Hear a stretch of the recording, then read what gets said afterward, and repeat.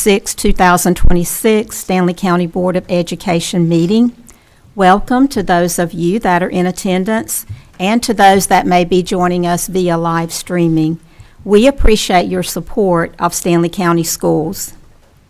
At this time, I ask for a motion to approve the agenda as presented. I move we approve the agenda. Okay, a motion by Mr. Sorensen, a second by Ms. Whitaker. Any discussion? All in favor say aye. Aye. Opposed, no. The agenda has been approved. Thank you. I would like to call on Ms. Megan Allman for our invocation and pledge of allegiance to the flag. Let us pray. Heavenly Father, thank you for having us gather here tonight. Father, I ask that you continue to put a hedge of protection around Stanley County Schools. Father, I ask that you just guide and direct us. Father, may everything that we do honor you and glorify you. Father, help us to make right choices, and we just ask for wisdom in all decision making. And we thank you for everything that you're doing for us. Thank you for the Christmas season. Thank you for the new year. And we look forward to seeing what you're doing this year. In Jesus' name, amen.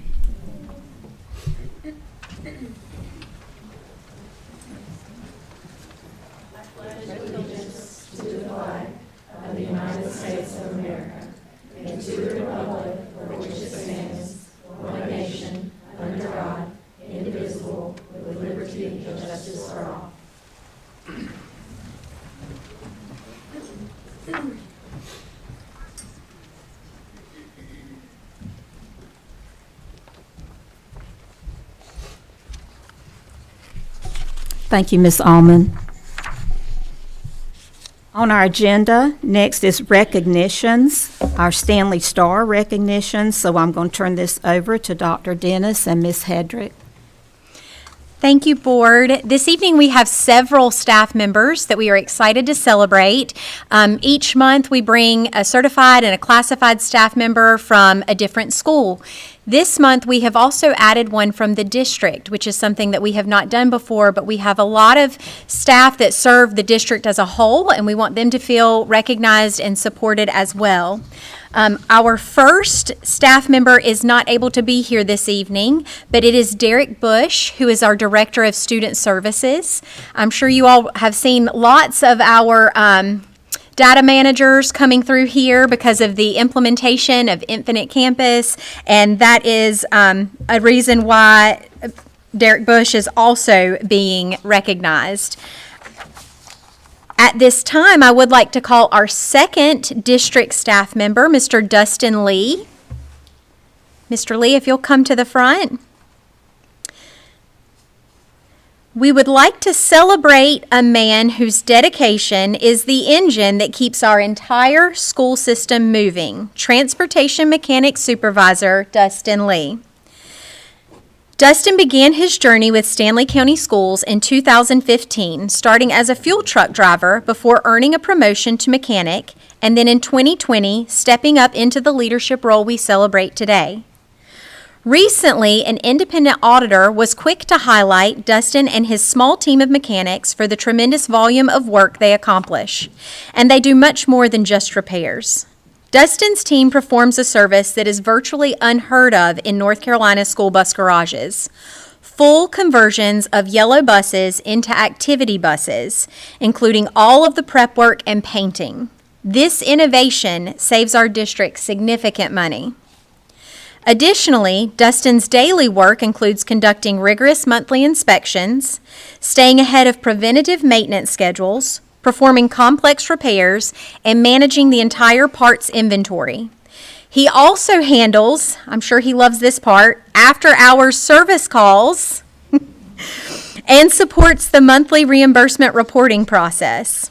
Thanks to Mr. Lee, approximately 3,000 students are safely transported each day on one of our 57 yellow buses that he and his team keep running. Dustin, thank you for your tireless work, your dedication to compliance and safety, and your unwavering commitment to the Transportation Department and this district. We celebrate you. Please give Mr. Lee a round of applause.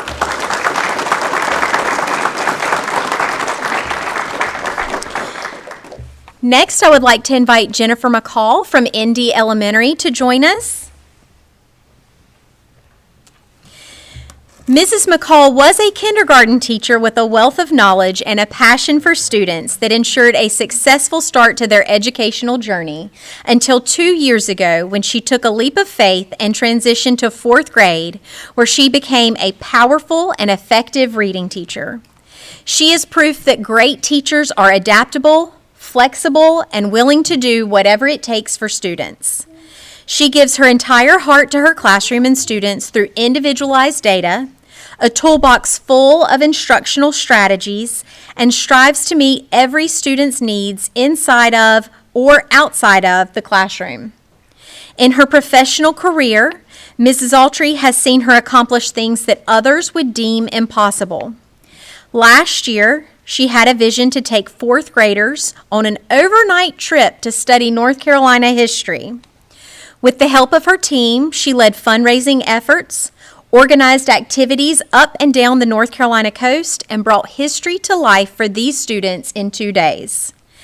As a member of the school improvement team, a mentor for beginning teachers, club leader, and admired educator, Mrs. McCall is an asset to the school and the community of Indy. Please give her a round of applause.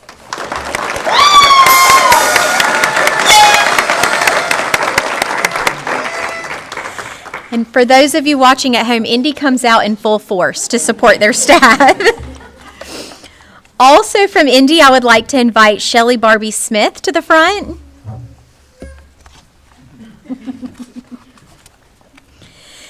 Mrs. Smith is one of those instructional assistants that seems to take on the world. This year, she has transitioned from an exceptional children's self-contained classroom to a 2nd grade traditional classroom flawlessly. She continues to step up and is currently fulfilling a classroom teacher vacancy as she aspires to finish her degree for her very own classroom one day. As an instructional assistant, you are required to be dependable, adaptable, and willing to fill various hats across the school. Mrs. Smith does exactly that. She assists with after-school clubs, picks up morning or afternoon bus routes, runs the car rider line dismissal calls, steps in for teacher absences, and much more. She takes initiative to fill any gaps throughout the school and often asks, "What can I do to help?" Indy would not be successful without our outstanding team of instructional assistants, and Mrs. Smith is one of the absolute best. Please give her a round of applause.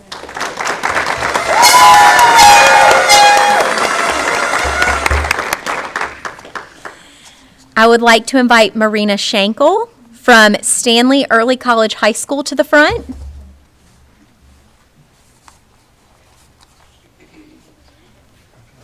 Mrs. Schenkel is a treasured educator who started at the Stanley Early College in 2015.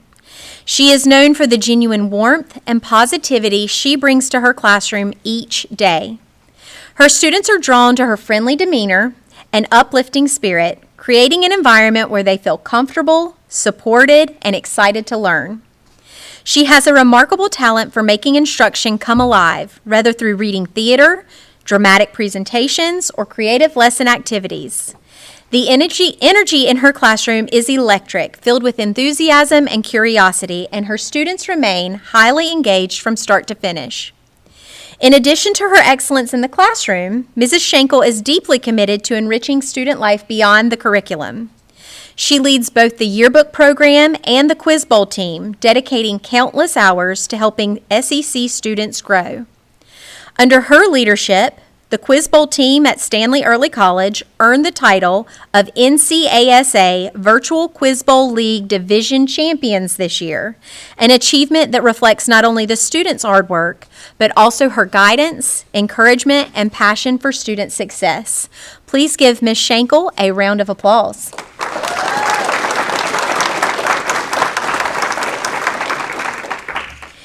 And last but certainly not least, I would like to invite Star Honeycutt to the front.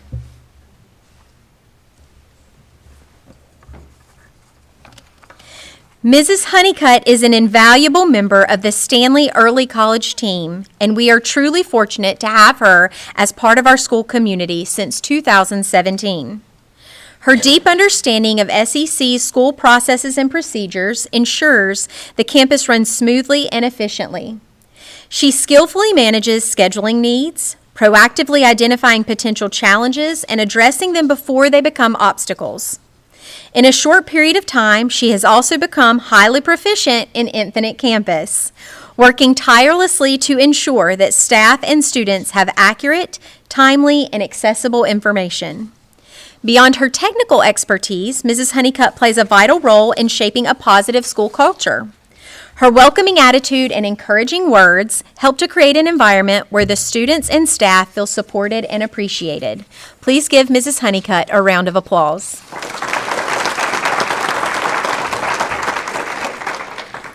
At this time, I think April would probably like to get a group picture, so if you all can kind of squeeze together.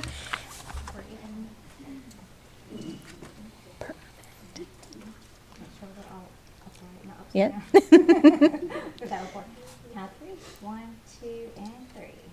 One more. And then I know the board wants to thank you for your hard work, so if y'all will come across the front, the board's going to lean down and shake your hands, and thank y'all very much.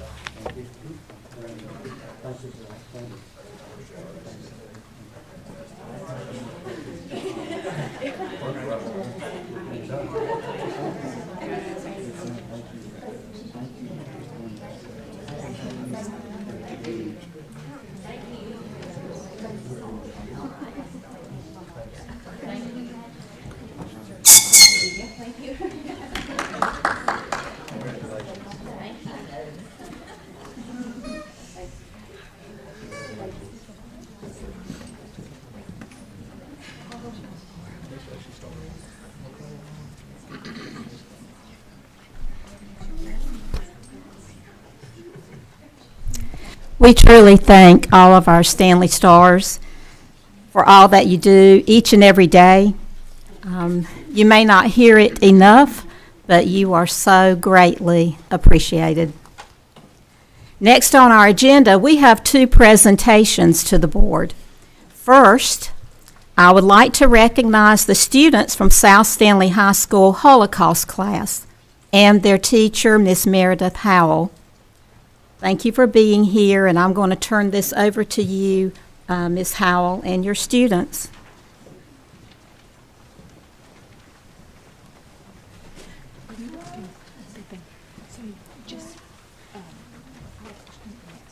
She starts speaking.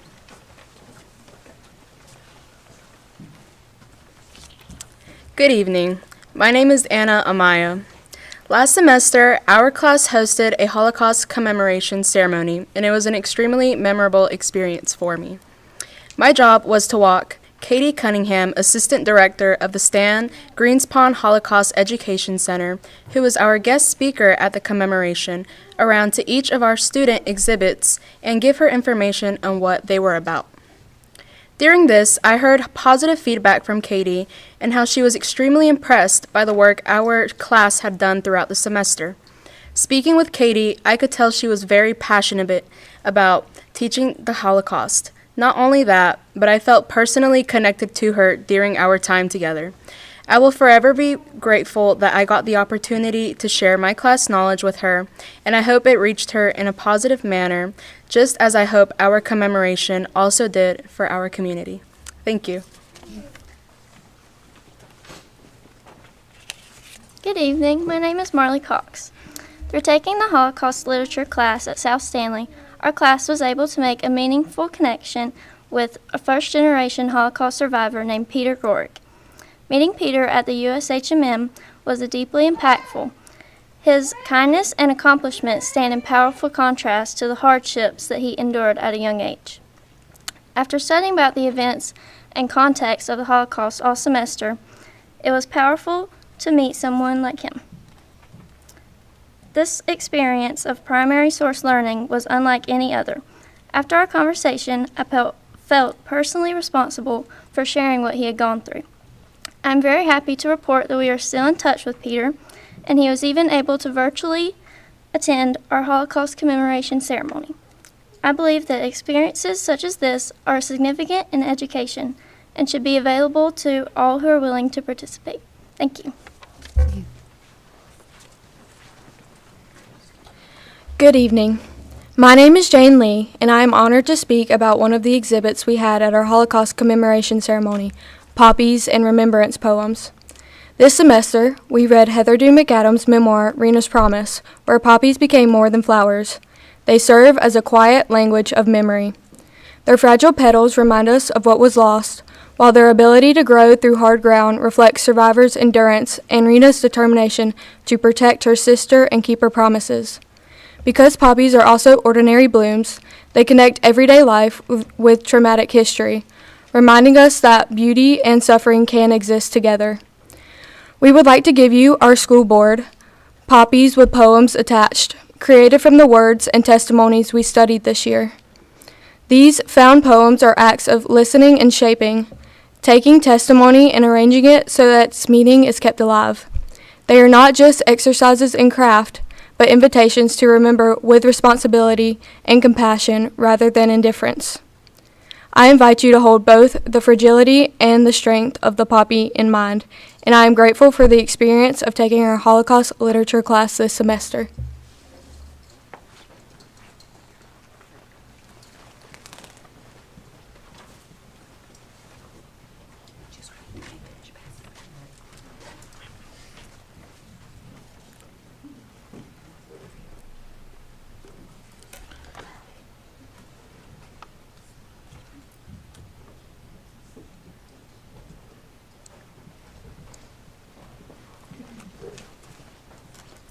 Hello, thank you for giving us the opportunity to speak here. My name is Marlon Flores Vera. The opportunities I have gotten in this class many people never get. Being able to go to Washington, D.C., to go to the United States Holocaust Memorial Museum to see artifacts showing what happened was something I'll always remember. Going into the room of photos reminded me of how quickly their normal lives, much like ours, turned terribly bad. I see the similarities in how these pictures reflect vibrant, rich lives, much like the ones we take. But ultimately, we know what they soon faced.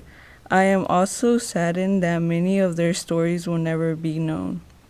We also got the opportunity to meet survivors and hear their stories of what they had to go through and how they lost their families. I am so grateful I had the opportunity to take this class during high school, and I recommend others having that opportunity as well.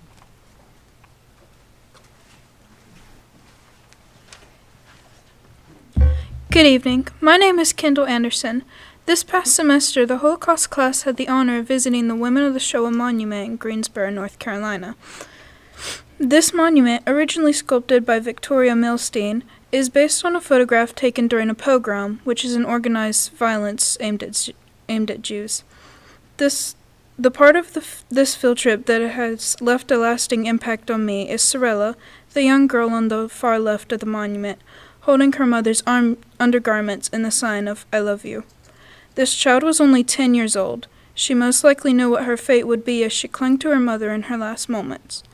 This was a liberty taken by the artist in a way of preserving the relationship of mother and child. Viewing this monument and being in this class is a memory I will always treasure. I think this class is extremely important to provide for upcoming adults. We need to remember history to refrain from repeating the same mistakes. Thank you for your time. Hi, my name is Layla Brown. I am a junior at South Stanley where I took the Holocaust Literature elective class. Throughout my semester in the Holocaust class, I not only learned facts about the Holocaust, but it also put into perspective the ways both positive and negative aspects work together to create it. Yes, the killing is a negative aspect, but how some of the victims adapted to their situations and survived is wonderful. When the two sides are used to describe the event, they contextualize the complexity of the Holocaust and give examples as to why it needs to be taught in today's world. The Holocaust is such an important event to study because anti-Semitism is still alive in the world today. Jewish people, along with many other minorities, are still being targeted because of preconceived beliefs. I am grateful that this class encouraged me to understand that education is a way to combat fear of differences, which ultimately leads to respecting others. I am saddened that the class is over because it provided so many opportunities with guest speakers, field trips, and activities that helped me see various perspectives. I would love to have the opportunity to continue learning about the Holocaust directly, and for more of my peers to have the opportunity as well. Thank you. Thank you. Good evening. I'm Miss Howe. I'm honored to be here tonight with some of our school's Holocaust literature students. I'd like to say that public speaking is scary. I think you guys know this, but I am so proud of these students for volunteering to come up here and speak. So I'm amazed. I'm amazed by them. So, but anyways, this semester was another special year for us. In the past 3 years, our Holocaust literature class at South Stanley has hosted over 3 North Carolina Council on the Holocaust regional directors, conversed with 8 Holocaust survivors, learned firsthand from 4 second-generation Holocaust survivors. We actually spoke and Zoomed with the author of Rena's Promise, Heather Dew McAdam, this year. We visited the women of the Shoah Monument in Greensboro, North Carolina, and each year we have traveled to the United States Holocaust Memorial Museum in Washington, D.C. to complement and deepen our learning of the Holocaust. We also this year hosted our school's first ever Holocaust commemoration event, which had over 100 attendees from our community. I was amazed by how many people showed up. Overall, the opportunity to have this class at South Stanley has not only impacted our students, but it's reached beyond our walls, and it's building a community of younger generations becoming more aware about the Holocaust, as well as encouraging them to be upstanders instead of bystanders. So I am honored and completely humbled that I have the opportunity to teach this class. They are wonderful, but this is only a snippet. It's been an amazing experience. So anytime you guys want to come and visit when I'm teaching it, please come down. We will. Please. Okay.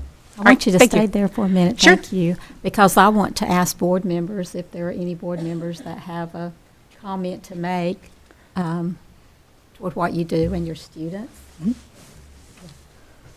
I just want to personally thank you guys, ladies, sorry, I'm stuck in the 70s, I think, for putting that ceremony on. I went, and it touched me on a deep personal level. And for what it's worth, I still got there. You got your blue square? Thank you. Yes. Thank you. Are there any others? Just want to thank Ms. Howell for the work that she does with her students. And my own daughter got to go to the Holocaust Museum earlier this year in D.C., and I think that resonated with her a lot more than many of the other things that we saw there. But I know the impact that makes on your students, so just appreciate what you do. So thank you. Yep. Thank you. And thank you guys for coming to speak. And I have one final thing. So I had to write mine down, okay? But for all of your students here, and you, Ms. Howell, and those that are not here, I truly enjoyed attending the Holocaust commemoration ceremony. I left that ceremony with a challenge from the speaker to stand up for what's right, to actively learn more about the Holocaust, and to share with others that history will repeat itself if we do not stand strong in regards to never again. Miss Poplin and I had the pleasure a few years ago of getting to know Miss Bonnie Hauser, who serves on the Orange County Board of Education and whose mother was a Holocaust survivor. And she was in one of those pictures. She was in one of the She was in the pictures. Poppies picture. So I want your students to know she speaks so highly of all of you. She speaks highly of South Stanley High School in talking to her board in Orange County. That's what an impact you're making with her. She traveled 2 hours to be able to come to your ceremony. It was so special to her. And with her being Jewish, it was very special. Finally, I want to add this. I was impressed. I was standing out there talking with your student. I think her name's Haley Scott. Okay. Haley stated to me that the Holocaust class had provided her opportunities to learn from speakers, visit the Holocaust Museum in Washington, D.C., to read nonfiction and biographical works that will remain with her forever. Haley went on to tell me that without this class, she would never have had all these opportunities.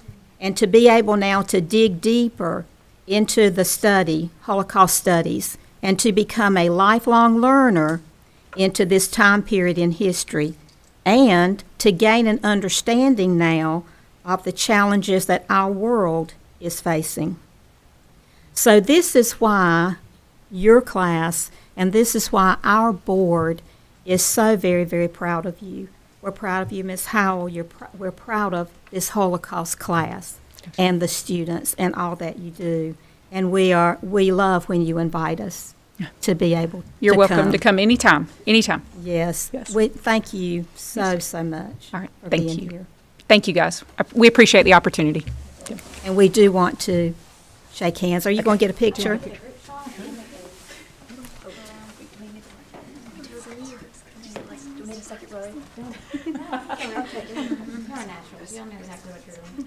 One, two, three.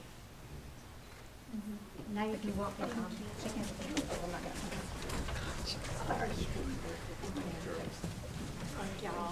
Great job.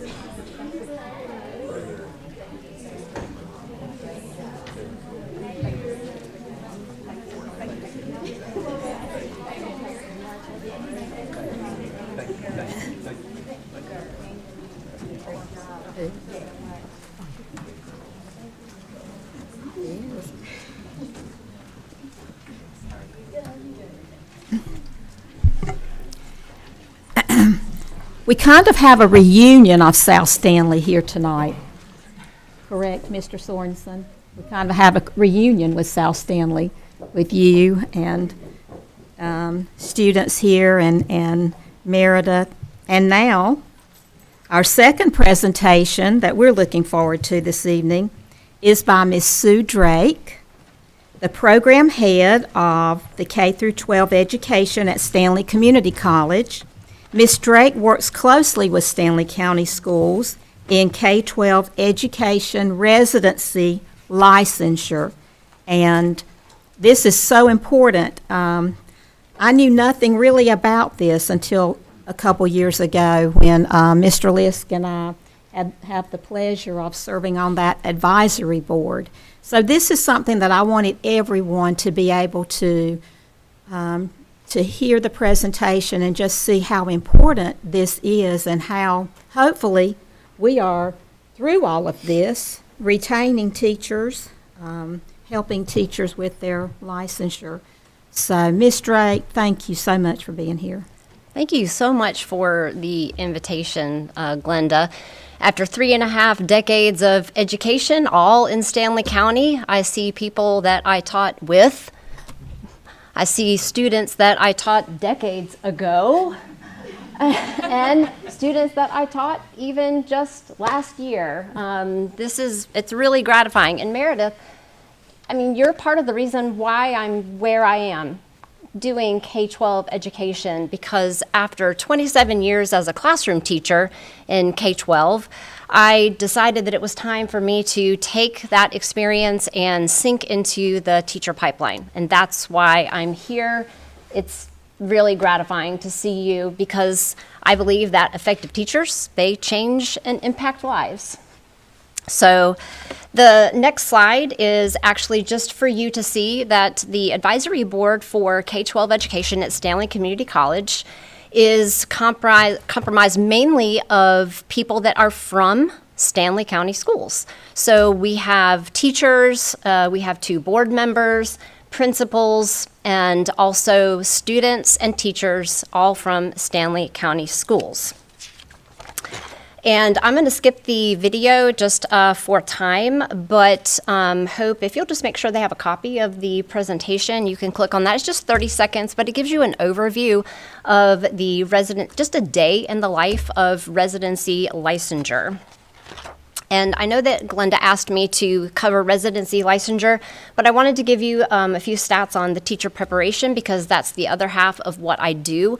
I won't go over those, but you can see that right now we have a very active group of individuals that are seeking to become teachers by coming in and earning a 2-year degree at Stanley Community College. And we've got 2 of them back there. Wave. Yep. And by the way, these 2 individuals, Amy and Lily, who are at Aquadale, they came through the teacher education program, earned their associate's degree, and now have a full ride to finish their bachelor's degrees through the the fellows program. And where are y'all at right now? ECU, full ride, and it's just, they're 2 examples of students that are coming through our program to fill that teacher pipeline.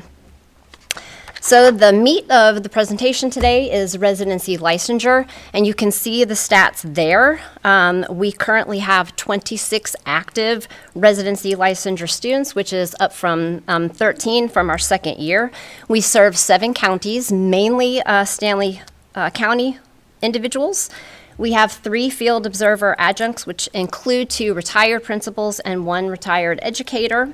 We had 26 applications in 2025 alone, 35 program inquiries, and this May, we should see our very first graduates through the residency licensure program. The next gives you an idea of the importance of residency licensure as an alternative pathway. If you'll take a look at the 2018 and 2019 bar graph, you're going to see that only 5% of EPP enrollment was residency licensure. Now skip ahead to 2023 and 24. We don't have the data on 24-25 yet, but if you'll take a look, you'll see that 42% of the EPP enrollment is residency licensure that year. So it's a jump from 5% alternative pathway to 42% to an alternative pathway. And the next gives you another look at why residency licensure as a pathway is so important. As you can see at the very top, in 2024, 43% of newly hired K-12 public school teachers were either residency, emergency, or permit to teach licensures. This is an increase of 21%. And if you go down to that blue line, you can see that the traditional preparation routes, and this would be students that are going into a 4-year university, these traditional preparation routes have decreased as much as 12%. There's a lot of teachers that are coming to us that have chosen education as a pathway that is a second degree for them. It's a second job. And so they come to us with bachelor's degrees, but without licensures. So alternative pathways, community colleges became eligible to offer or to be EPPs in fall of 2023. And at that time, just 7 community colleges did so. Stanley was one of those. Today, 20 community colleges in North Carolina offer an EPP. 8 more are expected to come on board. And as an NCDPI approved EPP, community colleges, including Stanley, meet all the requirements of an educator preparation program and follow all data reporting for NCDPI, ETS, and Title II. So most community colleges that are offering EPPs are experiencing consistent and steady enrollment. Stanley Community College alone, we have seen a 115% growth rate since the very first semester that we started. So it's number-wise, we just jumped from 3 to 26, but that growth rate makes us one of the fastest growing programs at Stanley Community College. We also have specific scholarships that are available to students, and that includes scholarships that are from local organizations. So the next slide, I think you're doing great, Hope. Great job. I didn't even have to cue you. So this just gives you a look at alternative EPPs through community colleges and just kind of where Stanley Community College falls. As you can see, obviously CPCC has got the greatest number of students, but they also have a service area population of almost 1.2 million individuals. We have 69,000. And so the fact that we have 26 students coming through this program is a testimony to how well we are being supported and how well this opportunity is currently being communicated to our teachers. So if you didn't know, residency licensure requirements include the following. If people choose to come to me and to get licensed, they have to complete 18 hours of coursework. They have to complete 2 in-person observations that are per semester, not per course. They have to achieve passing scores on the licensure exams and a passing score on the EdTPA, all of which we support them through. So why Stanley Community College? This gives you some talking points if you're ever asked about why should an individual come to residency licensure through SCC. Well, the average cost per course is only $300. An average course out of UNC system is between $650 and $900. That brings the total curriculum cost of this program to $2,000 or less, and that does not account for any scholarships that the individual might receive. They do receive one-on-one mentoring, fully online coursework. The observations are in person. Individuals can enroll either in the fall or the spring, as well as those scholarship opportunities that I mentioned before. So we also support, in specific, the strategic goal plans of Stanley County Schools. One of the goals of Stanley County Schools is to recruit and retain highly qualified staff. Thank you, Meredith. Exhibit A. Well, our program, the Residency Licensure Program, provides a local, low-cost, effective solution to teacher recruitment and retention by offering this well-structured residency licensure pathway. It ensures that teachers that are coming into this choice are well supported so that we keep them. A second goal is that Stanley County Schools will achieve at least a 65% composite proficiency, and 100% of schools will meet or exceed expected growth. So our program is designed to meet the needs of students and school systems and the schools themselves. Our 18 hours of coursework takes them through effective pedagogical practices that are helping students to achieve those numbers that Stanley County Schools has stated. And finally, a last goal is to provide comprehensive student wellness and support for 100% of students. So part of the program is to train and support our residency licensure students through effective classroom management, which includes supporting students' wellness through their social and emotional well-being. And it also includes teaching these teachers that students are there in the classroom, but they're beyond the classroom as well. So knowing who they are inside and outside the classroom supports those relationships, which does empower them to have safe and effective classrooms. And last but not least, to leverage all available resources to ensure the safety of, oh no, I just did that, sorry. The built model is the way my advisory board is structured. And I wanted you to see this because the way that we take a look at our program is extremely strategic. So the business and industry leadership team model is based on the idea that there's an advisory committee like 2.0. And it's a structured, repeatable process that allows all of my board members to be co-owners into the whole process of making this program what it is. And that starts with KSAs. So we have knowledge, skills, and abilities, and we have 42 of them.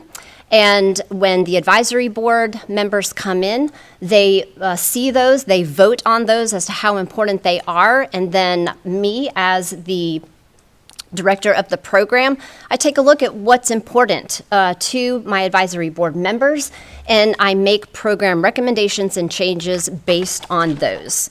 You can see the analysis process on the next slide, which is what I just went over. The alignment overview is also something that I wanted you to see. Based on our latest KSA, we had strong alignment in almost every area except test prep and accountability, which is something that we added this particular year. And in response to that already, Glenda and Dustin, since this is new since I talked with you, we have worked with 240 testing, which is a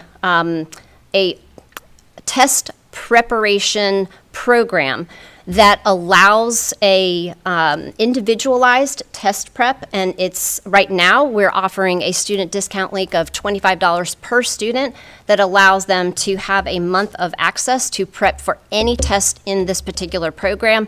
As of fall of 2026, we're going to embed that into the courses themselves. I just can't do that until the new year. So we're working on that alignment. In fall of 2023, in terms of licensure areas, we were only eligible to offer elementary education. But in the fall of 2025, the community college EPPs applied to offer these following licensure areas: special education, high school math and science, and middle school math and science. And so what I want to leave you with is this informal Google survey that I polled from not only some of my advisory board members, but from principals in the schools, and this is what I received. Special education is by far the runaway, and it's number one in terms of both need and the potential number of residency licensure teachers who could be coming through my program. Most taking the survey ranked at a 5 on a 1 to 5 scale, 5 being the highest priority, and Stanley County reports that the potential of 5 to 10 teachers seeking residency licensure in special education. This could be a game changer in this very needed area for our county.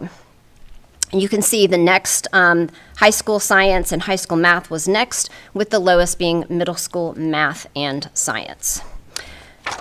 This handout that I have just gives you an example. This is something that when I go and I promote our programs, this is a very clear pathway that if anybody wants to teach, they can see if they have a high school diploma, a flow chart of what they need to do.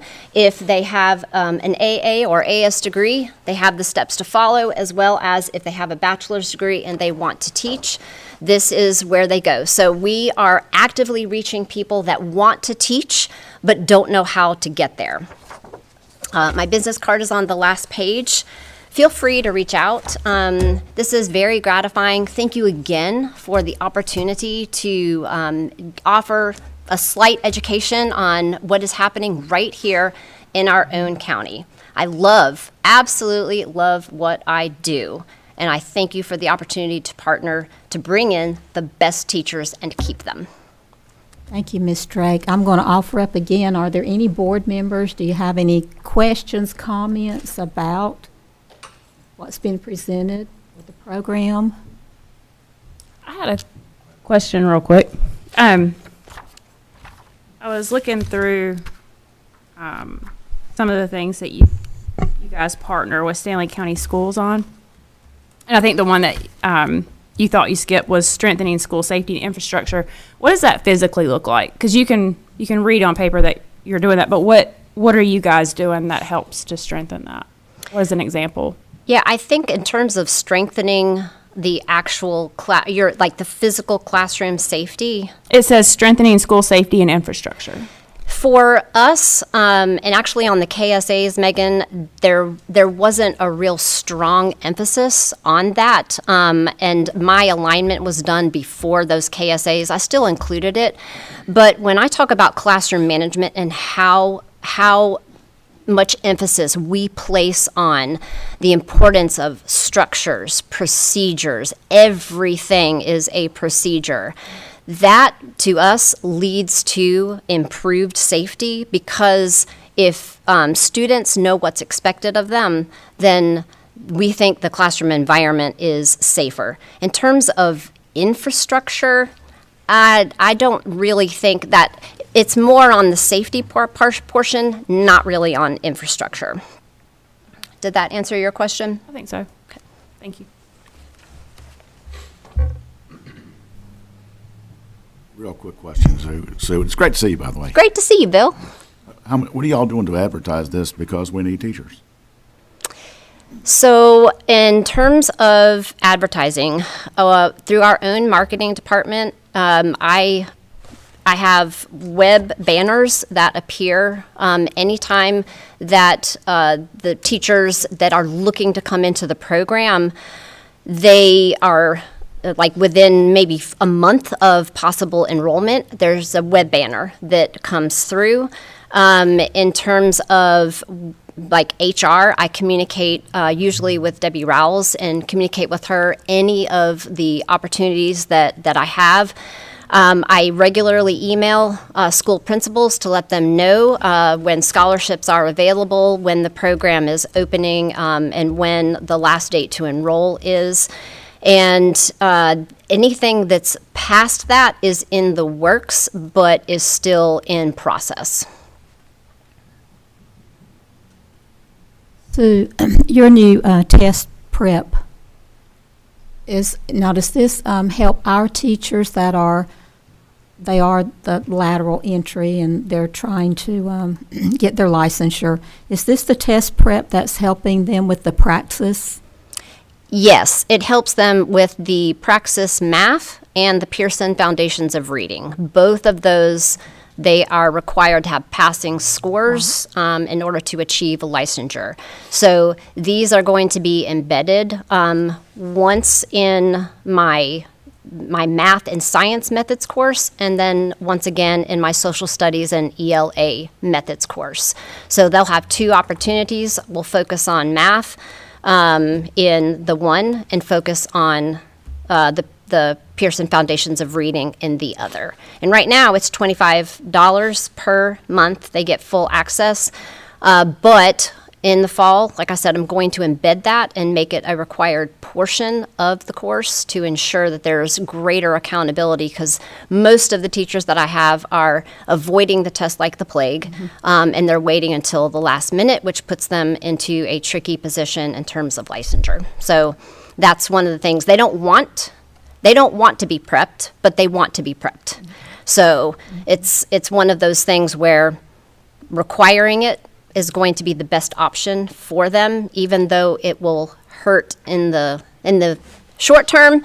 They'll be glad that they did in the long term. So I have to be the person that pokes that testing bear. Madam Chair. Yes. Ms. Strike, I never had you in class, but I had you outside of class. Right. For some other things. But thank you for speaking to us tonight. But I had a question kind of along the lines of Mr. Sorensen's question. So these teachers are coming through the program, and you said this year you have 26. How many of those are staying with Stanley County Schools versus maybe going somewhere else? Because we do have a teacher shortage, and I'm glad we have this program and these opportunities, but just wondering how many of those we're actually retaining locally. The teachers that are currently with Stanley County Schools, every single one that started with me is still in the program. So anyone that I'm servicing that is outside of Stanley County Schools was initially hired through Stanley County Schools. Any other questions for Ms. Drake? It is a great program. I knew that it would be something that, everyone up here, that we knew maybe parts, maybe we didn't know everything. And I learn something every time that I sit in on that advisory board.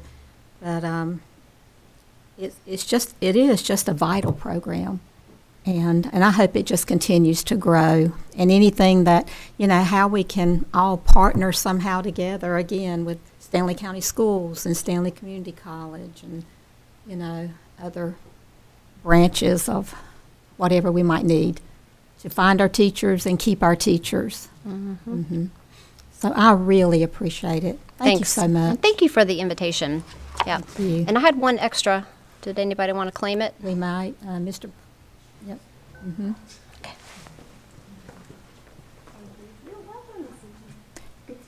Have we had a picture made yet, Ms. Colvin? Is she going to greet the board?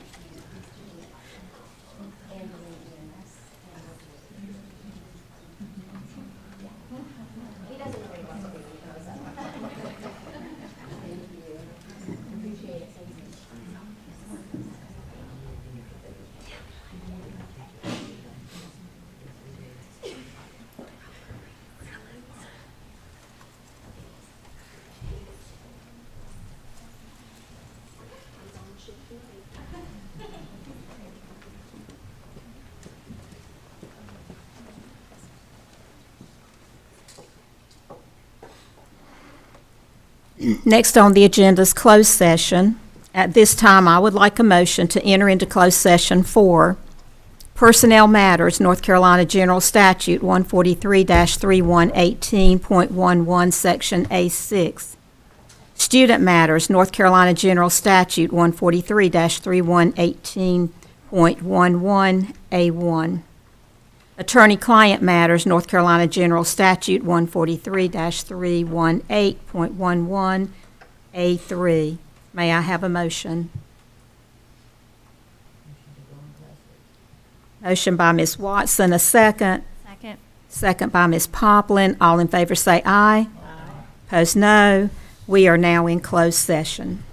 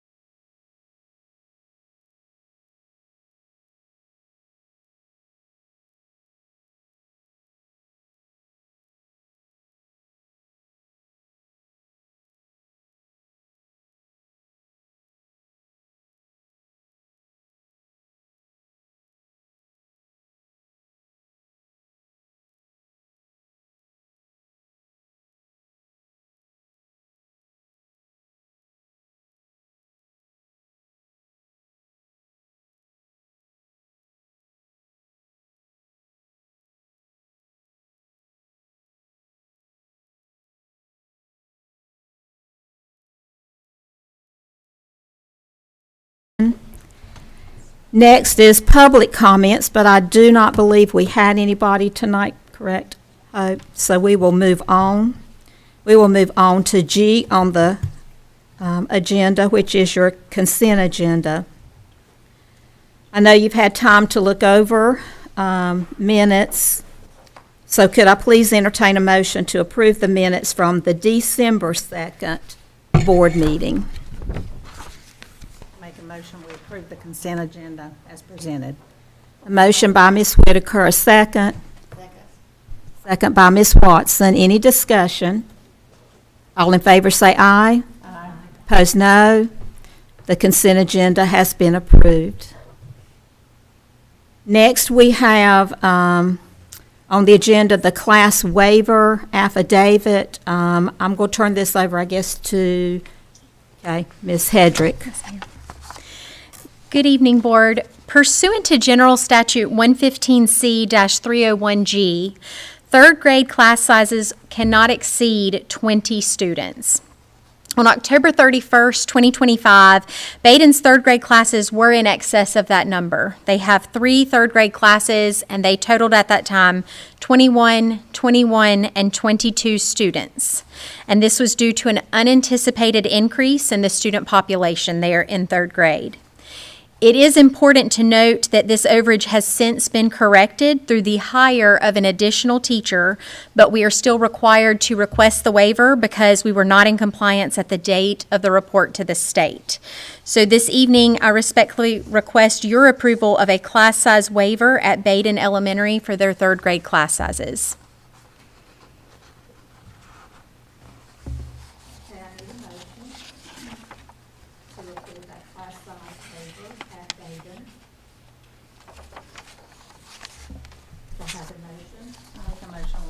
Class size waiver as it is presented to us. Second for discussion purposes. Yes, Ms. Hedrick, what are the current numbers, if the numbers have now been adjusted? Oh gosh, I did not pull that information, but I'm happy to email it to you tomorrow. Okay, but we are under the 20. We are, yes. I was For pleasantly all 4 surprised. third grades now. Yes, ma'am. Okay. And my understanding, again, we're having to do this just because we have to go back Yes, ma'am. before we have that teacher. Yes, because at the time it hit with the high numbers, before we could hire the teacher and mitigate, the date for submission come up. Yeah. If this would have happened, say, earlier in the year, we probably wouldn't be here. This is perfunctory, is all it is, just because of the exact time frame when this occurred. And Ms. Hedrick, the difference between, because I thought I read on there that, and maybe I should pull it back up, that the district average, it still kept it below. The district average and every other class size was within the parameters of the state, the general statute. Yes, but these 3 classes, because they were over, even though it's been corrected, we have to go back and apply for the waiver because of that. It's like a stamp in time where they take the numbers. So if it had been before or after, we would have been in compliance. But on October 31st, we were not. So what's the difference in like the penalty between the district average and, because I thought that's what the statute, without having it in front of me, that was the most important thing to the state versus class by class, because it's my understanding we could have 21, say, at Baden, but if there were, what's the number, 15 or 14 at Richfield, then it. So the goal for third grade is 17. The max is 20. And so because we were over the max, we now have to fix that. And which is why we posted for the position. And luckily, we're able to secure somebody and hire. And I'm going to give that credit to Ms. Heron, the principal, and her staff who helped recruit somebody from another district, which we are most appreciative for. But Does the state pay for that teacher? yes, they do.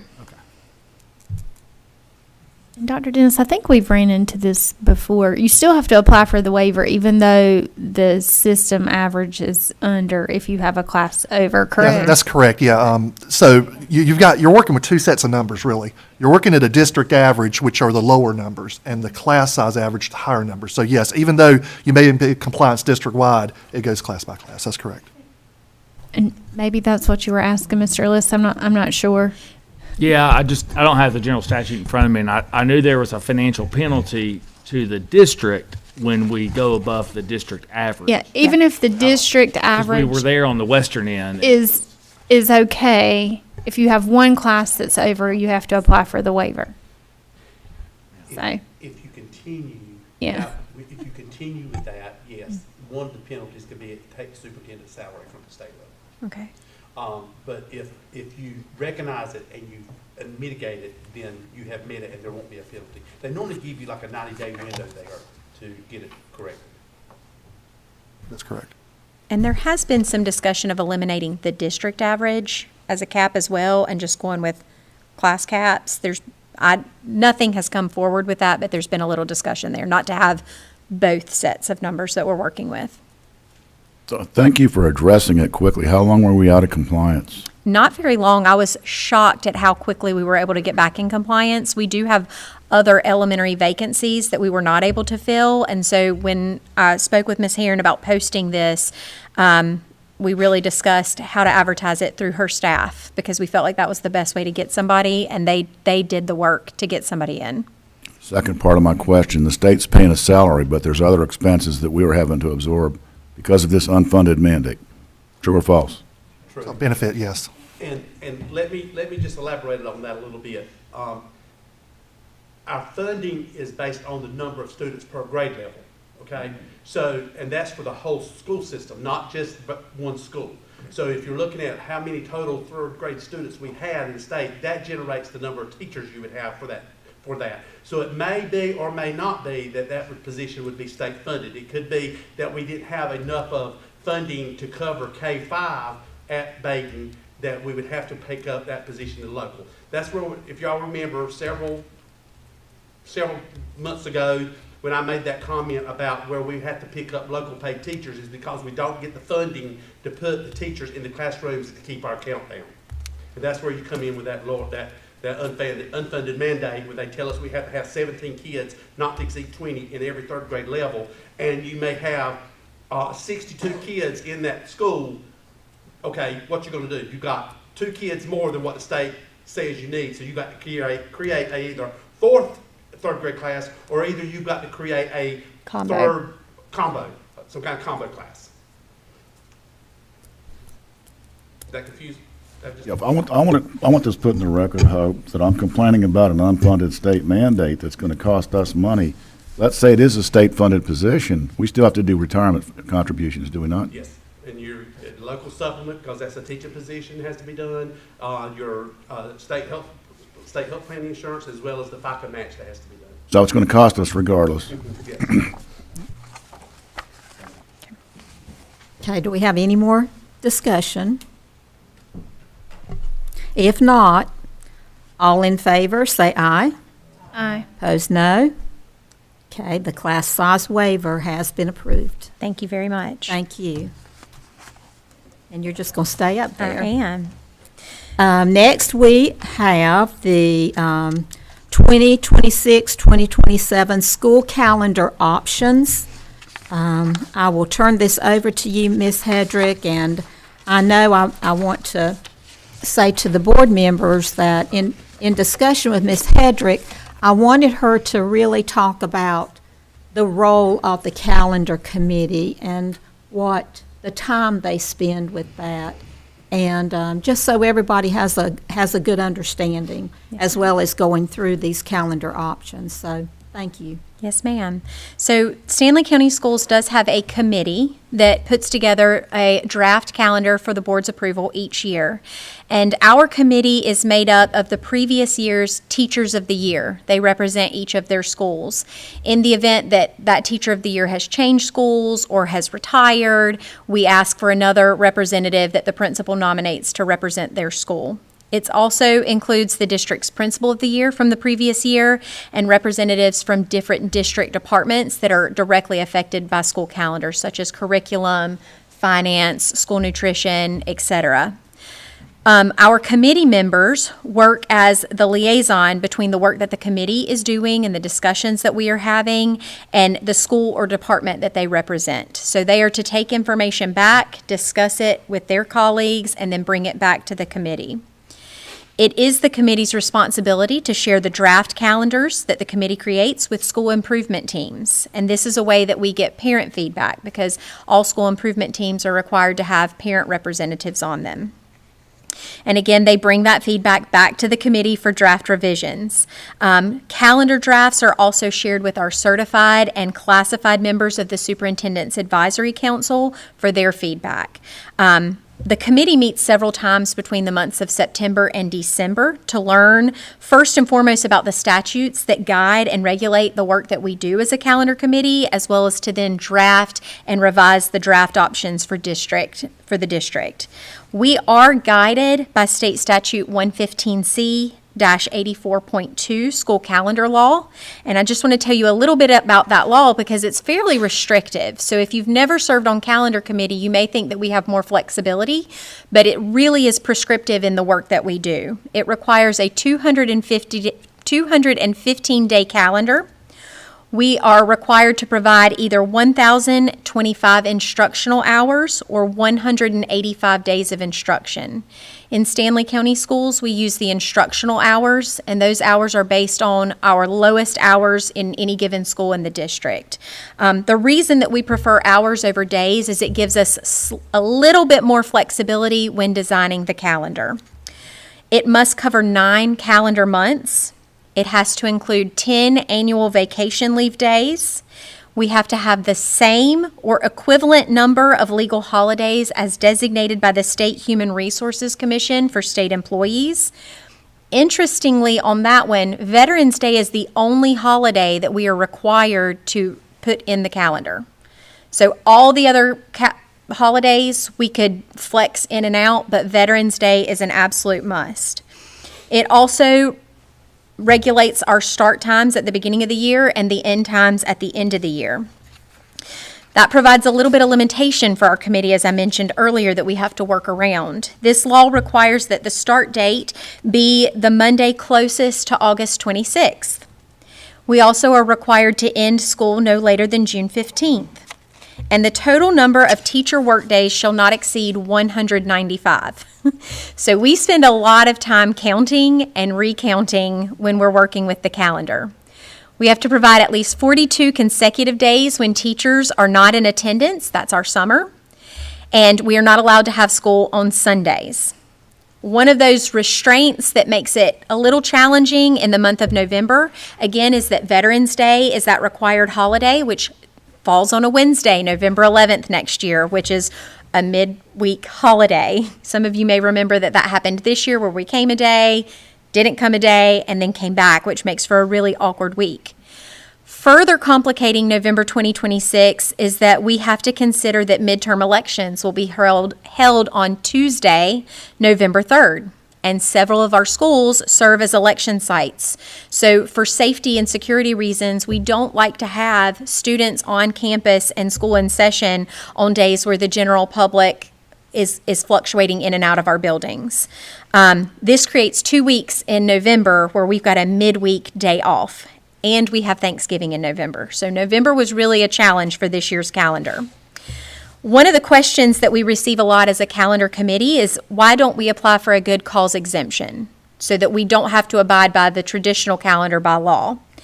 The term good cause exemption means that schools in any local school administrative unit have been 8 days per year out due to weather, at least 4 of the last 10 years.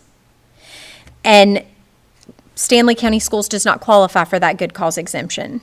So we would have to miss 8 days due to weather conditions, energy shortages, power failures, other emergency situations in at least 4 of the past 10 school years. We get some pretty common complaints as a calendar committee, and that's that school starts or ends too late or too soon. We also get requests for longer Christmas and or spring breaks. We do need to keep in mind as a committee that we have 3 low-performing schools still in Stanley County Schools. And so one of the things that I charged our calendar committee with, of course with support from our curriculum department and our testing department, is that we've really got to work hard to create an instructional calendar that packs in as much instructional time as possible because we still have room to grow. But we also want to balance that with professional development days for our staff at regular intervals throughout the year so that we can provide the training for our staff to have robust instruction during their instructional time with students. We also consider how many days school was canceled, delayed, dismissed early, or we utilized remote instruction in the past several years because that also impacts our instructional time. So this evening, I'm going to present to you 3 calendar options brought for your consideration from our calendar committee. And I'm going to give you a little overview of the positives and negatives of each one based on the feedback that we received. The first calendar, I believe, on your list is the early start calendar, so I'm going to start with that one. The positives for this calendar received the most positive feedback of the 3. It also has the most instructional hours of the 3 calendars. This calendar includes 1,050 instructional hours, which is well over the 1,025 that are required. We also started the first week of school on a Wednesday. That was a big request from our staff and from our families. Getting back into the routine of school, students and staff have lost stamina over the summer, and that full week that we did this year, Monday through Friday, really was draining on them. And so we worked in a midweek start day in the early start calendar.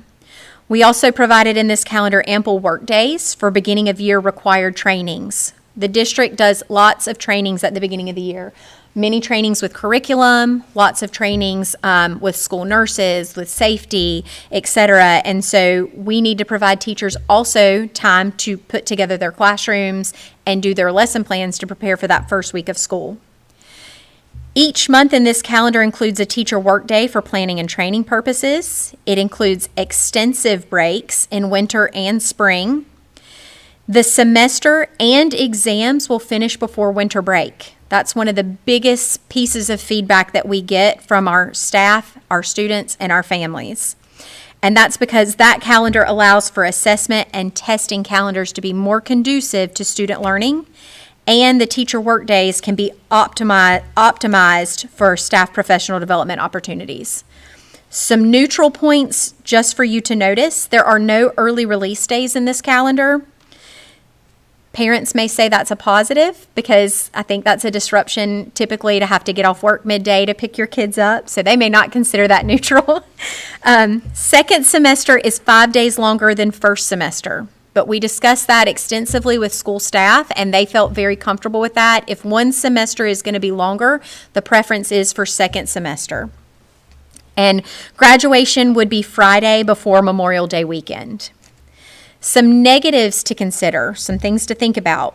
This start date does not meet the requirements of State Statute 115C 84.2.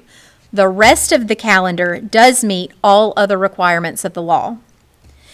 We do have some random holidays midweek in November, that Tuesday, November 3rd election day that I mentioned, and the Wednesday, November 11th Veterans Day, but we felt these were necessary to maintain momentum and instructional time during the month of November because we also have Thanksgiving that month.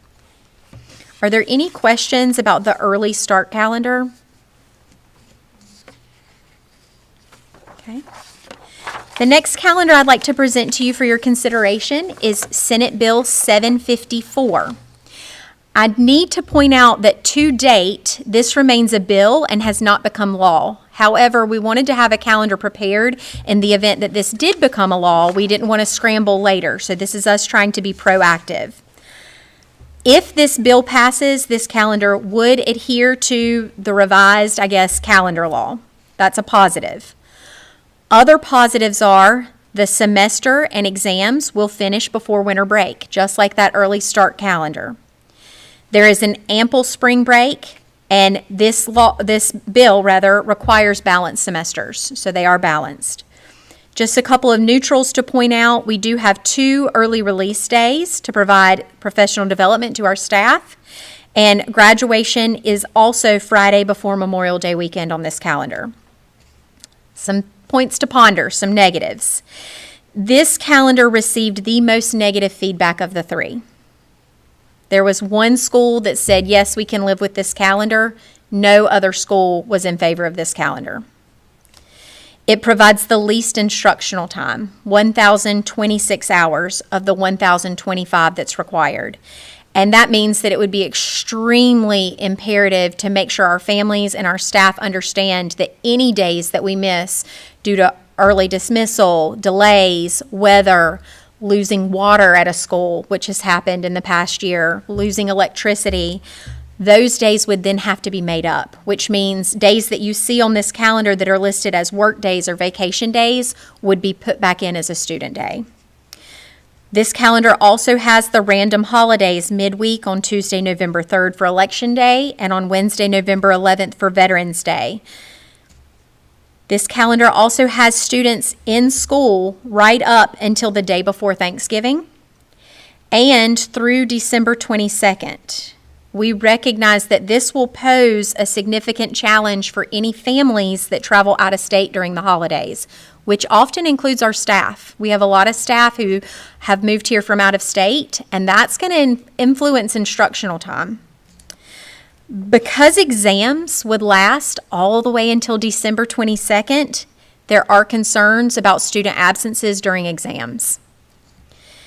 We also recognize that this calendar provides probably too many work days after the school year ends, but that was necessary to meet the 215-day calendar requirement.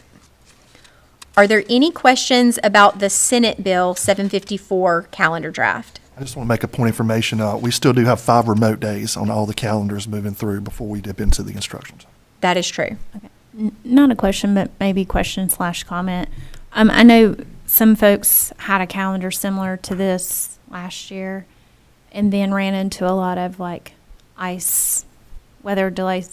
And they had a lot of makeup days that were Saturdays, holidays, those kind of things. Is that what we're looking at if we go with this type of calendar?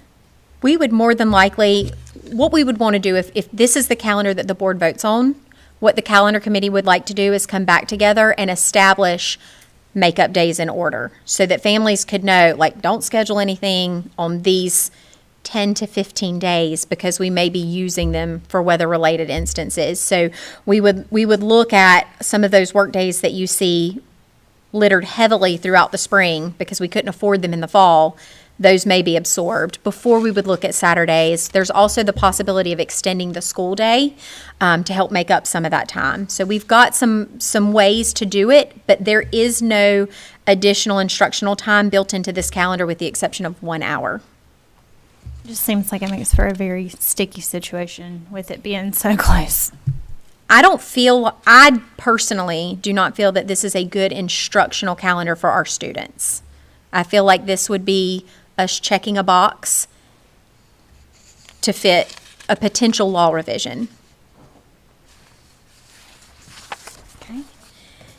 Next, let's look at our third calendar draft for consideration, the traditional calendar. The positives of this calendar is that it meets all requirements of State Statute 115C-84.2. We have 1,044 instructional hours, which is above the 1,025 required. We have ample work days, beginning of year for required trainings. The semesters are balanced. We have extensive breaks in winter and spring. And we are able to make Monday, November 2nd and Tuesday, November 3rd, that election day work days, so that folks would have a long weekend, the opportunity for a long weekend at the end of October into November, but we still maintain that midweek holiday on Wednesday, November 11th. So that'll still be a little awkward that week. Just some neutral points to point out. This calendar does include 2 early release days at the end of each semester, and graduation would be on Friday, June 11th. Some negatives or some things to consider. The semester break on this calendar is in January, which I think is the biggest pushback that we receive on this calendar, because it means that students will come back from winter break, 2 weeks off, to take exams. And that's difficult. They would have 10 days to review and get all of those exams in. I think that also adds stress to our students over the winter break. They're doing projects, they're finishing up the semester, they're studying, and so it's not a true break. Again, we have that random holiday midweek on November 11th. And if we go with this calendar, another drawback is a separate calendar would need to be created for Stanley STEM Early College and Stanley Early College High School to align with the community college calendar. This also requires that we create separate payroll calendars and separate school nutrition calendars, which day-to-day operations of the district, it makes things more difficult to manage. Correct. Thank you. Any questions about the traditional calendar? How much overlap in those two calendars are there? So how many days would students be potentially taking exams and finishing up at the high school when they should be already in seats at the We're looking at college? probably a solid 10 days. 10 days, okay. The community college calendar aligns really nicely with that early start calendar, which is another positive for the early start calendar. So I have asked our early college calendar representatives and their principals to be working on a calendar specific to them in the event we go with the traditional calendar, but it will be very similar to the early start that you have presented before you tonight. Could we just call it the instructional calendar? You could. I just gave them names that made sense to me, so thank you for bearing with me on that. Overwhelmingly, the committee does recommend that the board adopt the early start calendar for the 2026-2027 school year. Are there any questions or comments? Real quick, the early start and the Senate bill, which is still just a bill, calendars, will allow our graduates to line up with the community college schedule to get in it. Yes, sir. Madam Chair. Yes. I would just like to thank you for sharing that information. That's the first time I've heard anybody go that in depth. And if you don't work in the schools or haven't worked in the schools, you don't understand how that calendar is set up. I'd love to see that shared somewhere. Okay. So parents could see it, that there is so many guidelines that you have to go by. That you do have people involved. It's not just a couple people at our central office that's making that decision, that you have someone from every school involved in that. And in that also involves parents, because you have those on a sit team. So I love that part. I like the early start. It gives us the most hours. To me, that's the most positive thing we can look at. It starts on a Wednesday, and if you worked in a school, you understand why that Wednesday start is so important. It's a long week when you start on a Monday at the beginning of a school year. And I like that there's something every month for our teachers, because when you have a month where you don't have a day or you don't have a work day or a holiday, it is a long month. Well, and having worked in schools, you know, too, it's hard for our students to go that many days consecutively. Right. So while it certainly benefits our staff because they get that break, that time to collect themselves or to do professional development to become better teachers, it helps our students, too, socially. They start to not get along. It's kind of like familiarity, you know, with siblings. They need a break from one another sometimes, and then they just get tired. Lots of our kids are very young, and they need breaks sometimes. And so that was another reason that we did try to balance consecutive learning with those professional development days. And the semester ends before this Christmas break. That to me is very important also. And maybe selfishly to add to Ms. Whitaker's comment, there are no early release days in that first calendar. And as the parent of an autistic child who thrives on schedule and routine, ER days are awful in my household, but I think they're also very difficult for staff. They are. For bus drivers and child nutrition and just all of the things that have to happen in a very short amount of time that normally happen in a full day have to happen on an ER day. So that was another positive, along with all the other things that Ms. Whitaker stated. For me personally, but also probably for a lot of other folks out there. So I have a question. Yes, ma'am. So we've been doing this for 2 years. Did anything ever come about with the repercussions that the school systems were threatened with? Did anything ever come from that, or was it this time? That is why, though, we've got a draft version of the Senate bill calendar and a traditional calendar draft ready to go, just in case. Okay. But no, not yet.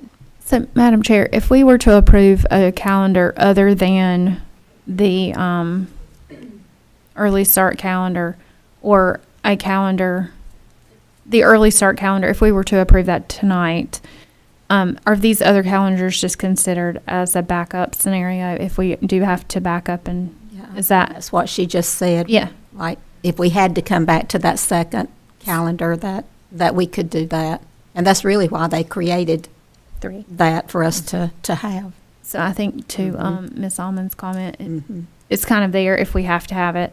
Right. I was just curious if any repercussions ever happened to any other of the counties that also adopted the early start, because I know there were threats of certain things would For happen. years, yes. But so far, nothing's happened, Amen. and it's working, so.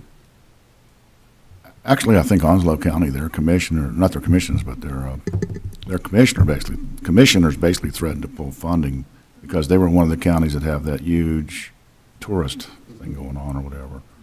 But I'm just going to go back to, it ain't been that long. It ain't been that long since I was a teacher. And getting exams before Christmas is huge. Momentum is a real thing in a football game. It's a real thing in a baseball game. If you get those kids, you're right at the cusp, ready for exams, and they go away for 2 weeks, it takes a week just to get them back corralled and working towards that. We are in the business of education. And what's the best thing for education is the early start. You're not going to sell me on anything else. And if they beat us up, if they come down and start threatening us with superintendent's pay and all that other stuff, we'll deal with that when it comes. Well, I think what needs to be considered too, and especially conversations I've had with other superintendents in our area, is what's best for the East isn't necessarily what's best for the West. I mean, the tourism for the coast does not impact us, and so that's one of the things where it's right now it's a blanket policy. But if Onslow County, if it works for them to have the traditional calendar, then by all means. But I don't see where the tourism is really affecting the western part of the state when it comes to the coastal tourism.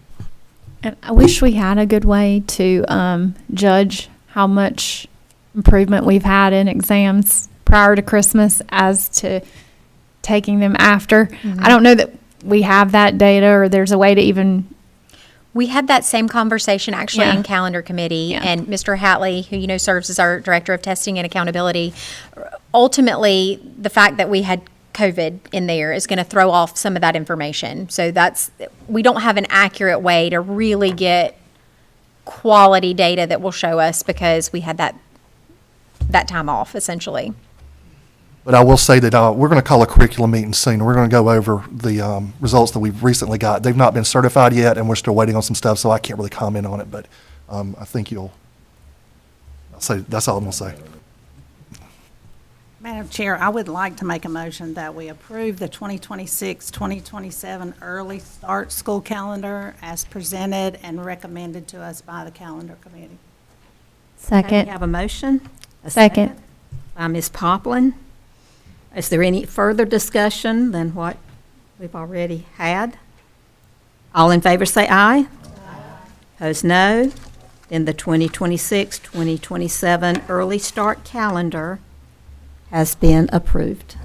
Thank you very much. Thank you. And I do want to say to everyone, when I talked with Ms. Hedrick, I just said, I really want you to go through things thoroughly.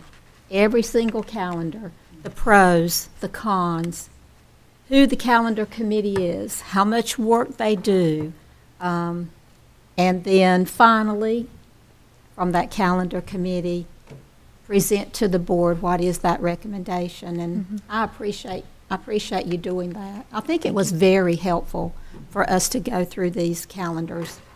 No one can say we have not looked at every single calendar and thought about it and had questions about it.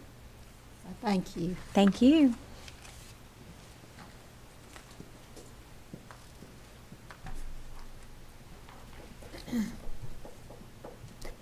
Next on the agenda is committee reports. I'm going to call on Ms. Poplin for Policy Committee.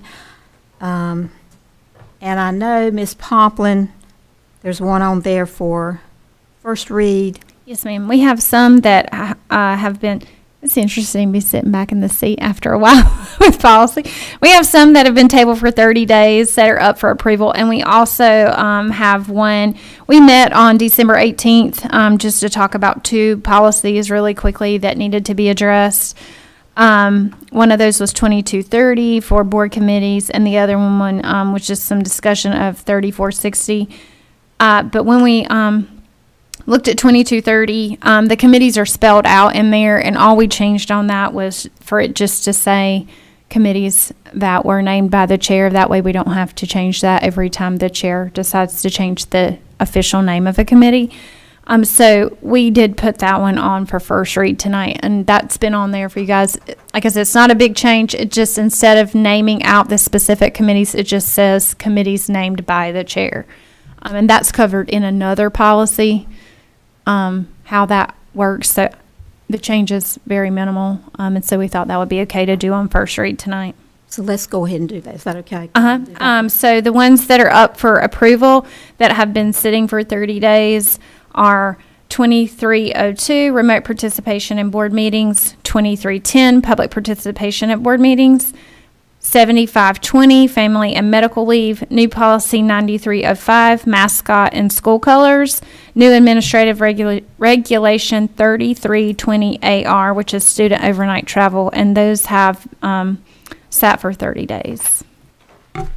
Okay, I'm going to ask if we can approve, if we can go through each one and vote on them separately.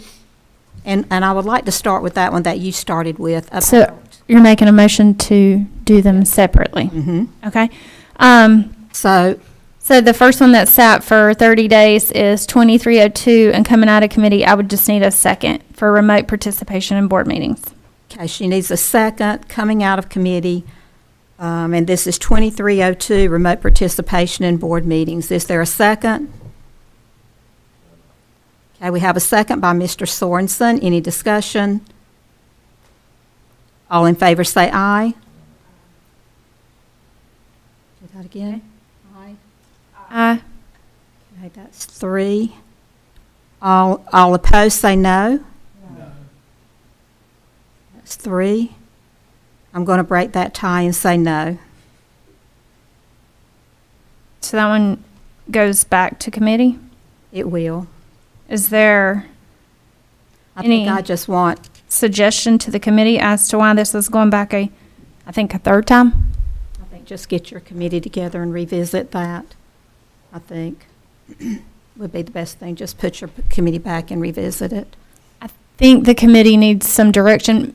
Mr. Louder, is that direction before to a committee? I know I did. I don't know if anybody took anything up, but I guess it was discussed, but it did not pass? Okay. Well, you've just been directed to send it back to the committee. If any other board member wants to go to the committee and be heard, they're always welcome, even though they might not be sitting on a committee. So somebody that has an interest in pursuing an issue with that particular policy might be want to invest themselves in that meeting, in your next meeting. Okay. All right. The next one is 2310, public participation at board meetings. Okay, this one's coming out of committee also, so just need a second. Mm-hmm. Okay, is there a second? A second by Mr. Sorensen. Any discussion? All in favor say aye. Aye. That's 3. Opposed? No. Okay, that is a tie. I'll break the tie and say no. Any information for the committee on that one? I think that one would be just to revisit, have discussion, look at things maybe that might have been sent in before with your committee. So basically just go back to the 3 minutes from the 4 minutes. Okay. Next up is 7520, family and medical leave. Okay, it's coming out of committee. Just need a second. Second by Ms. Whitaker, any discussion? All in favor say aye. Aye. Opposed, no. This policy is passed. New policy 9305, mascot and school colors. Okay, just need a second. Is there a second? Second by Ms. Whitaker. Any discussion? All in favor say aye. Opposed, no. Okay, the policy's passed. And new administrative regulation 3320AR, student overnight travel and lodging procedures. Okay, again, just coming out of your committee, just need a second. Is there a second? Second by Ms. Whitaker. Any discussion? All in favor say aye. Opposed, no. No. I have one no. I think I'm also a no on that. Okay, so we have a no, 3 noes. Okay, we have 3 that were in agreement. So I'll break the tie and say yes. Aye. And then the policy that's up for approval on first read is 2230, board committees. Okay, up for first read. Just need a second. Second by Ms. Whitaker. Any discussion? All in favor say aye. Aye. Opposed, no. Okay, the policy has passed. Thank you, Ms. Poplin. And those, the other ones, just to revisit again with your committee and be able to bring back, because I know that you're going to be meeting a lot. I'm sure that you'll meet at least one time a month. Sometimes you might even meet two times a month, because I know that you're wanting to get caught up on some policies. So just revisit that one, please, and discussion, and then have something bring back for a vote at the next board meeting. Okay. Thank you. Next is auxiliary services. Mr. Dudney and Mr. Andy Deal for the presentation of the audit report. And Mr. Deal, thank you for your patience for sitting through our meeting. No worries, no worries. Thanks for having me. Thank you for being here. Good evening. Hope everyone's doing well. I'm Andy Deal. I'm a partner with the accounting firm Anderson, Smith & White, and here tonight to give a summary of the audited financial statements for the fiscal year ended June 30th, 2025. So keep in mind, all the dollar amounts we're talking about tonight are as of and for the year ended June 30th, 2025, or the previous school year. In our PowerPoint presentation, we basically have just pulled out all of the important pages from the 80-page report, so we can just focus on the important stuff. If anybody has any questions while we're going through the slides, please feel free to stop me and ask those questions.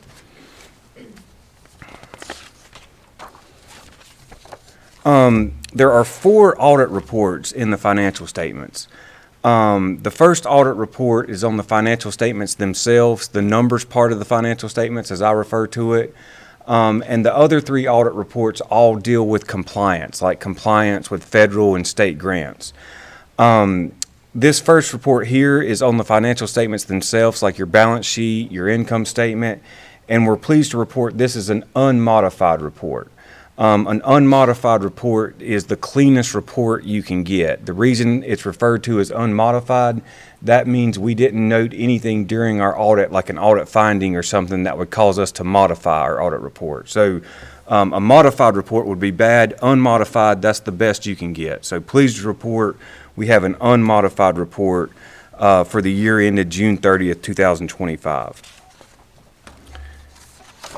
If we flip over to, these next 2 slides are probably the 2 most important pages in the financial statements.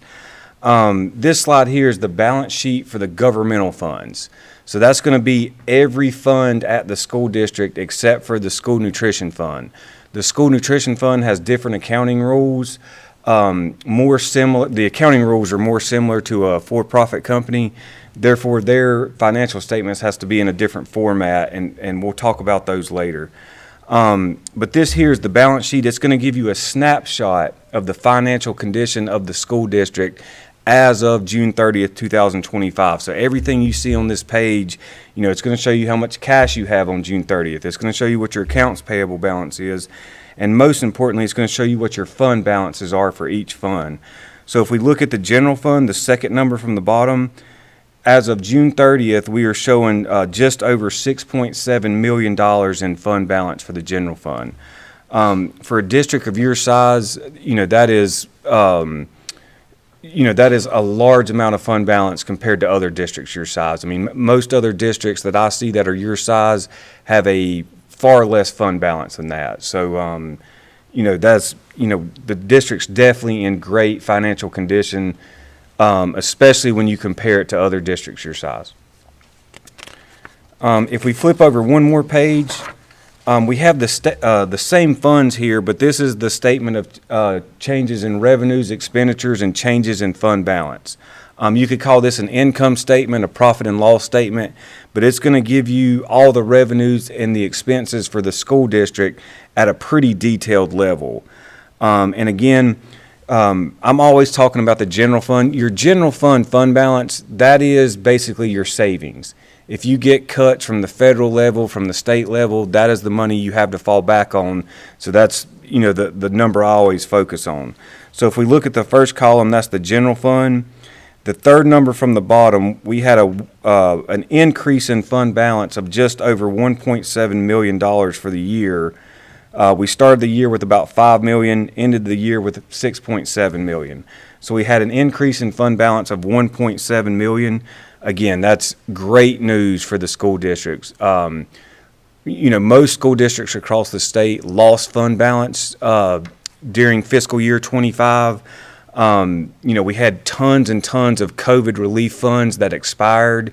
And then, basically the funding is going down and our costs are going up. So we saw, most districts across the state lost fund balance. And then we're starting to see a lot of districts just, almost run out of fund balance. Districts with, less than $1 million in fund balance, which is, not a good sign of the financial condition. Just to put that $6.7 million in perspective, if you look at the state public school fund, that's the second column. That's your largest revenue source is the state public school fund. That's $72 million of revenue. So if you had a 3% cut in your state revenues, that's $2.2 million. So you can just see how a small cut in your state revenues, you could really start chewing through that fund balance. And also, too, just want to give everybody just kind of a summary where every school district's at in the state. Your federal revenues are going down. Your state revenues, at best, are flat. And if they're up, it's slightly up, but your state revenues are either flat or going down. All of your costs are going up. Salaries are going up, retirement rates are going up, health insurance is going up, utilities are going up, food costs, name it, it's going up. And a lot of it, like you said earlier, is unfunded. So you've got all these unfunded mandates that just increase your costs, but your revenues, your costs are going up, but your federal revenues are going down. Your state revenues are pretty much flat. So the only thing you can really do is either get more money from the county, use your fund balance, or cut cost. And a lot of districts where they're at, they don't have fund balance. So, their only options are either get more money from the county or cut cost. Public school districts, we can't increase sales. There's, nothing we can do to increase the revenues other than get more funding from state, federal, and local sources. If we flip over to the next slide, this is the statement of cash flows for the School Food Service Fund. Due to those accounting rules I was talking about earlier, the School Food Service Fund has to record liabilities for the state health plan, the state pension plan. These are massive, massive liabilities that are calculated by an actuary at the state level that are just divided up amongst the school districts based on size. And whenever you put the liabilities on their financial statements, it really muddies the water when you're trying to determine, okay, how well is the program doing financially? The thing I always look at, the easiest thing to look at, is their change in cash. If they lost cash, that's bad. If they made cash, that's good. So here is the statement of cash flows, which gives you a pretty detailed look at the change in cash for the school year. If you look at the third number from the bottom, we had a decrease in cash of $856,000. We started the year with about $3.3 million in cash and ended the year with $2.4 million.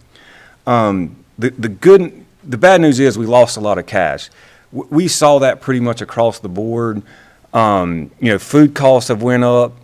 State minimum wage rates went up 2-3 years ago. That really put a strain on this program. Most of these employees are hourly paid employees. Whenever those state minimum wage increases went into effect and then raises on top of that, it's really increased their labor costs. Food costs are sky high. And our USDA revenues are flat or down, especially with the CEP initiatives. We're seeing a lot of them, your USDA revenues go down a little bit with that. So it's the same story. Revenues are flat or down, our costs are up, and that's what happens to cash. The good news is you still have $2.4 million in cash in your school food service fund, which is, for a district this size, again, that's a great number. We're seeing lots of smaller districts where the school food service fund just runs out of cash. And guess what happens when it runs out of cash? That general fund balance has to bail it out. So that's why another reason I'm always talking about the general fund is, if this trend keeps continuing,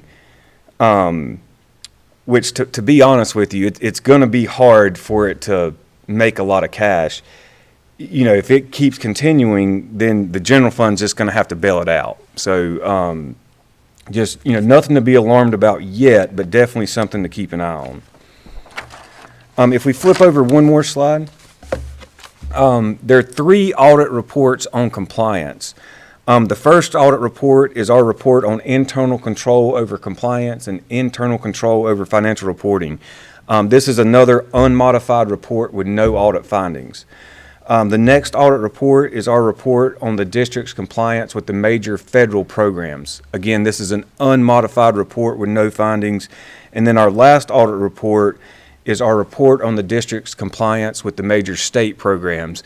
And that is another unmodified report with no findings. So very pleased to report we had no findings whatsoever for the audit, which is just great news for the school district.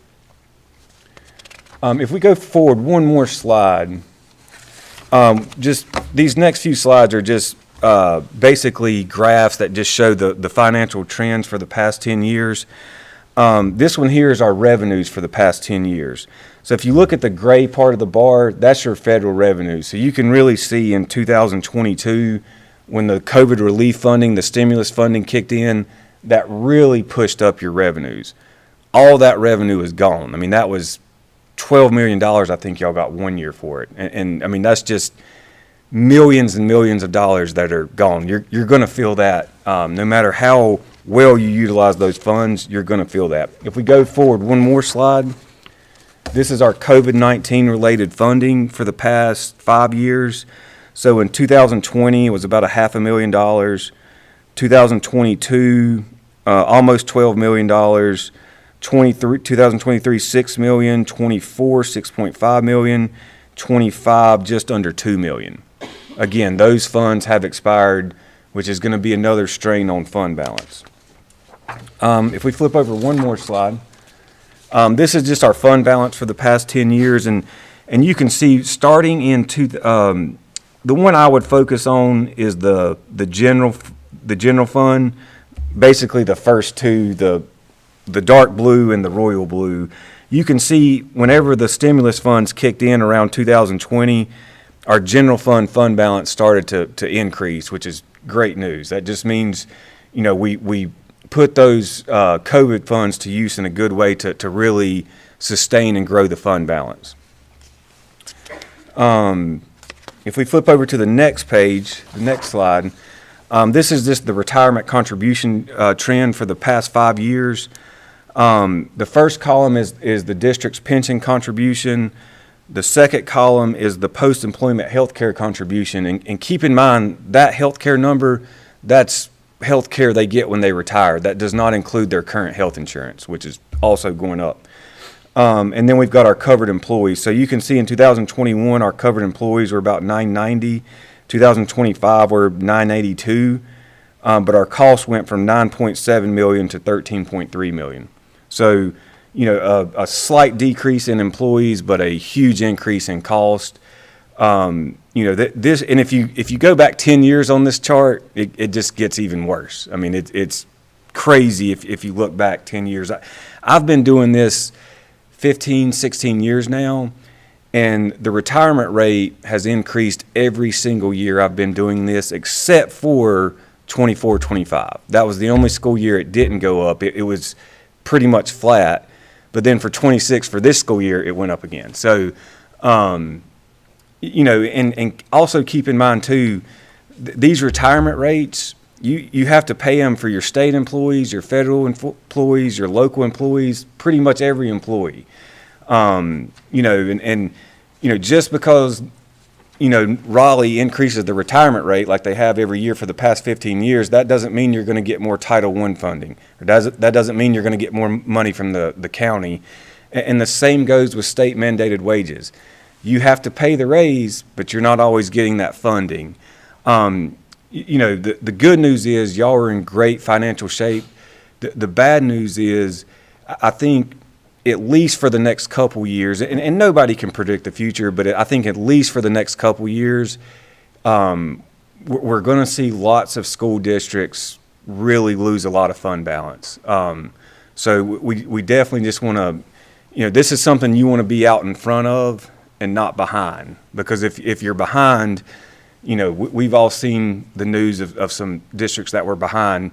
You don't want to be there. You want to be out in front of this. And again, the good news is right now we're in great financial condition. The bad news is it's not going to be near as easy as it has been the past, you know, 4 or 5 years. So that's all I have specifically. Does anybody have any questions? The statement that you just made, over the next couple of years, there are a lot of districts that are going to lose their fund balance. And I know you hit on some of those, but can you kind of hit on those items again that you think are those things that school districts are going to have to use their fund balance for? Yeah, I mean, because of the change in the economy, or? Yeah, I mean, most districts that that I work with across the state, most of the smaller districts have lost fund balance for the past 2-3 years. Definitely the past 2 years. And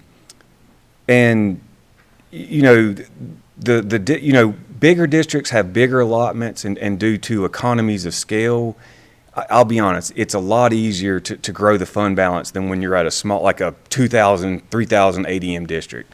But I do think, you know, those economies of scale are only going to float you a year or two. You know, once those COVID funds run out, which they have, I mean, that was like your contingency fund. Like whenever something came up, you had those emergency funds. You're not going to have those anymore. That's why we've been able to grow that fund balance. Yeah. That very reason. And you know, from what I'm seeing is bigger districts. You know, I had bigger districts. You know, districts a good bit bigger than y'all last year that lost fund balance in 24, 25. I had larger districts that increased fund balance. Almost all of the districts smaller than y'all lost fund balance. And a lot of those districts, they had to make big cuts going into 24, 25. I mean, big, huge cuts for small districts and small counties. And, yeah, I mean, it's, you know, COVID kind of kicked the can down the road, especially with school nutrition's a great model for the rest of it. You know, during COVID, everybody was free. Everybody was considered free lunch, and the reimbursement, the USDA reimbursements were just sky high. And if you didn't have that, you would have a lot of these child nutrition programs they would have been losing this cash 4 or 5 years ago. So it just kind of kicked the can down the road. Our general funds weren't as bad off as the school nutrition fund, but they're not far behind. And again, who knows what will happen with the funding, but I definitely don't see your federal revenue going up this year and probably not next year. It's actually supposed to be cut, I think, by Yeah. 850,000, Title II, We 3, were and on 4. Just recall, this year we would have been cut over $500,000 in Title II, 3, and 4. So that funding is pretty much obsolete is what they're still saying for next year. So, you know, that's there, as well as any possible Title I cuts. And just to throw out there, you know, Stanley County has moved now to Tier 3. We're no longer Tier 2. So we do not know the full impact of how that's going to affect our funding from the state level or the federal level. I have contacted some people at the state level and do know that there's going to be some cuts, most likely going to happen. So I'm concerned with what those cuts are going to be. And that could be, what's it, 1.7 in low wealth funding? No, we actually have $3.8 million in low wealth funding. Okay. Now, that doesn't necessarily mean we'll lose all that. There is some Tier 3 counties across the state, since I've done some research, that still get a small amount of low wealth funding, but it's a very small amount. We have a lot of salaries in low wealth funding here at Stanley County. And so the that system could be still, an easy to keep the staff that we have in low wealth, and if we got a cut there, you'd literally pick it up in local. and correct me if I'm wrong, but the system still has, going back to the state mandated raises to the minimum wage, where Yes. employees, so you had to raise them up to $15 an hour, but you've had people here for 20 years, classified employees that, on the old pay scale, have not received a raise, and in instances where senior employees are making the same as an entry-level employee. So that, I remember correctly, was around $3 million. Once that gets finalized and adjusted, that's going to hit our budget. And just to throw out there, part of that is going to be roughly about 72 employees in child nutrition, is what child nutrition employs. So whatever happens in the classified pay scale with child nutrition employees will affect their bottom line. So you see how much we did in the cash last year in child nutrition. And, you know, that had some other issues when it come to the CEP being 100%, when it probably should not have been. You know, we changed that this year, but still our participation is highly low for even this year for the CEP schools that are 100%, CEP. So we still have some major issues there that we've got to conquer. Mr. Deal, you had mentioned before, I'm looking at slide 8, but you had mentioned before, like with federal fundings expected to decrease and state revenues remaining flat. However, you see on the bar graph it goes up, but I think you were referencing more like a per pupil allotment from the state or their allotment formulas, because the system has grown slightly. We lose in places and gain in places, but is that what you were referencing? Yeah, I mean, it doesn't look flat here. It looks like it goes up, you know, slightly over the last 4, 5, 6 years. Yeah, and again, I mean, who knows what the state will do over the next 2 years, but I would be really surprised if you saw big increases at the state revenue level. Again, I could be wrong, but I wouldn't bank on that. You know, I would plan for the worst and hope it's not as bad. So, I mean, and, you know, the good news is y'all have a fair amount of fund balance to withstand this. The thing we've all got to be cautious of is if we say we lose $2 million of general fund balance next year, you don't want to do that again and then again. You know, I mean, you don't want to do $2 million next year and then 3.5 the year after that. I mean, that would just be, you know, detrimental. So, you know, it's more, you want to be proactive so you can, the quicker you see it coming, the easier the cuts will feel. And hopefully we don't have to make cuts, but if you do, you want to know it before it's too late, because I think what's happened to some districts is, you know, they went out and hired a lot of people with the COVID funding, and they didn't want to get rid of them because they're like, oh, well, we love John Doe. We hired him. We don't want to get rid of him. But the thing is, it's like, if you don't have any fund balance and your funding is going down, you've got to do something sooner rather than later. So, yeah. But you're somewhat limited in school systems as how you can cut costs relative to like a corporation. You can't just fire teachers, staff, and bus drivers. Yeah. Yeah, and the thing is, I mean, pre-COVID too, we were already, the funding was going down pre-COVID. So, I mean, I think public schools on the whole was pretty lean pre-COVID. And then, and again, the stimulus funding kind of kicked the can down the road, and we're kind of right back there again. I mean, I don't know if you remember when we had I think it was during Obama's term, they had the ARA money. To me, this is the same, not the same, but it's very similar to where we were with that. Pre-ARA, public school districts were almost out of fund balance. We had all this stimulus funds. To me, the good districts utilized those funds to grow their fund balance. Some of them didn't, and really felt it when it expired. And I think that's we're seeing something very similar now is the districts who didn't utilize those funds to grow their fund balance, they had a really rough 24, 25, and they're going to have a rough year this year too. So, yep. And some things that I put in place with maintenance is that we've looked at every possible purchase that we've done this year, and if it could be purchased through local funds instead of being a capital purchase, we've moved it to local funds. So your local maintenance budget is probably going to be a lot greater this year than it was last year. Because we need as much capital, because we did not get no more capital funds this year than we did last year.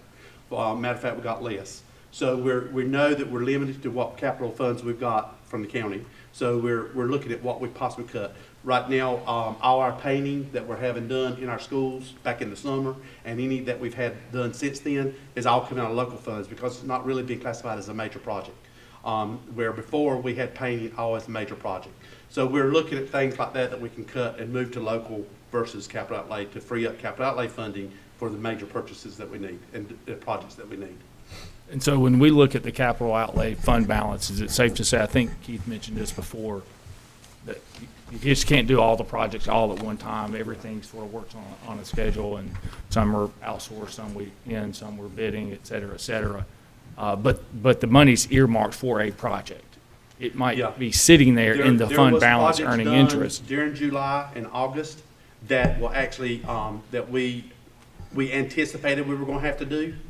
We didn't actually start them until July, but there is some projects that's already been removed out of the capital outlay budget because they've been done. We've had several projects that was unknowns that it was going to happen, and we have spent a sizable amount of money in those projects already this year. That's actually going to probably dip in the capital some. So yeah, we've got some things that we've definitely got to do with capital. So I'm trying to free up as much there in order to do it. Last question, sorry about that. When I look at, again, page 8, and I look at the county funding for 2025, can you clarify, does that extra increase that I see, is that accounting for the $3.7 million that was paid for Indy? It was allocated in the 24-25 year. Yeah. There was. So it shows like a slightly larger. Yeah, there was, y'all did have a bump, from the county revenue for 24-25. Capital outlay for Indy project, yes. Sir, I'm sorry. It's a one-time kick in the. No, and as you are aware that, they did give us a small amount this year for the Indy driveway project. That definitely will not cover that whole project. So when we initiate to do that, then that's going to come out of capital outlay as well. So that's part of the budget that you're going to have to cover in your capital outlay fund balance. I lied. I do have one more question, Mr. Deal. For a district of our size, and I've been on here 4 years, and you've done it every year as an auditor. What, in your professional opinion, what level, percentage, dollar amount of a fund balance a general fund balance, should we carry? And I know that's an ambiguous question. Yeah, it's some people say like 2 months of operating expenses, which for your case would be, I don't know, like $5 million roughly. Let's see, 15. Yeah, maybe 4 million, 3 point whatever. But to me, that's, like I said, a 3% cut at the state level would be 2.2 million. So, it's very hard to just say this is how much fund balance you need, because you can't predict what your federal, state revenues are going to be the next 4 or 5 years. I'm an accountant. I'm always going to tell you to save more money. I would say at the very least 2 months of operating cost. So, yeah, I mean, so at the very least, I would think you would need is 3 million. But to me, that's bare minimum. Like that's, once you get below that, again, if you lose 2 million in fund balance, you're down to $1 million, and then if you did that again, then all of a sudden we're not going to make payroll 1 month. It just, I would say, I think it's 2 months that they say, and there's boards out there that they have a policy that they have to keep, I think, 2 months operating costs restricted in fund balance just for contingency. But the ones I've seen that have that law, they don't have enough fund balance to do that. So it's hard for me to just give you an exact number. I would say, at the bare minimum, and I would almost look at your months as 10 months, because you're basically in school 10 months. So if your general fund revenue or expenses are 15 million, which they might go up because of some stuff that's been in capital, you're looking at, to me, at the bare minimum, 3.5 million at the bare minimum. And to me, that's, if you're below that, you're dire straits. So I would say, a good fair amount above that would be a healthy amount. So, and again, y'all are with 6.7, you're in great shape right now. But my guess is when we're here next year, I doubt it's 6.7 million. And don't want to be doom and gloom, and I hope I'm wrong, but from what I'm seeing and hearing, it's going to be a lot harder than it has been the past 5 years. So, yep. Mr. Dutney, although our capital outlay budget request for the commissioners was cut, I know some of the things that I'm just kind of looking back on my phone here to see some things that I know that weren't funded. So if these are things that we say still need to be done, that's going to be funded out of our fund balance, correct? Would be because with what I've discussed with Keith, those are things that's going to need to be done once school's out. So tennis courts that we know need to be replaced at $900,000. To the point that Because they're not playable. Anymore. Right. Chiller at West Stanley Middle School, $500,000. Chiller at North Stanley Middle School, $500,000. Roofing that we know needs to be done, up to $1 million. Windows that we know need to be replaced, $200,000. The wall at Oakbird that we know we still have to go out there and do at that school, $300,000. So all of those things eat into that fund balance. Yes. Mm-hmm. And we can request and request and request, just like we did this past year, just like we've done for the last 5 years I've been here. We've never got what we've requested. So at what point do we still take these needs that we have and do the very best we can with what we got and still try to make our kids safe? So, things that I can do from my side is try to save where I can save, move things around and about here and there and everywhere, which is what we pretty much did with COVID. We were given the option to do HVAC for air quality, so we did it. We probably should have done a lot more, I'm going to be honest with you. But we did what we did. And so that's just what I'm here for, to try to do what I can with what little bit we've got to deal with. As I said earlier, I have no idea at this point what kind of cuts might be coming from the state. We don't even have a state budget yet. So by God, here we are sitting with just a happen so of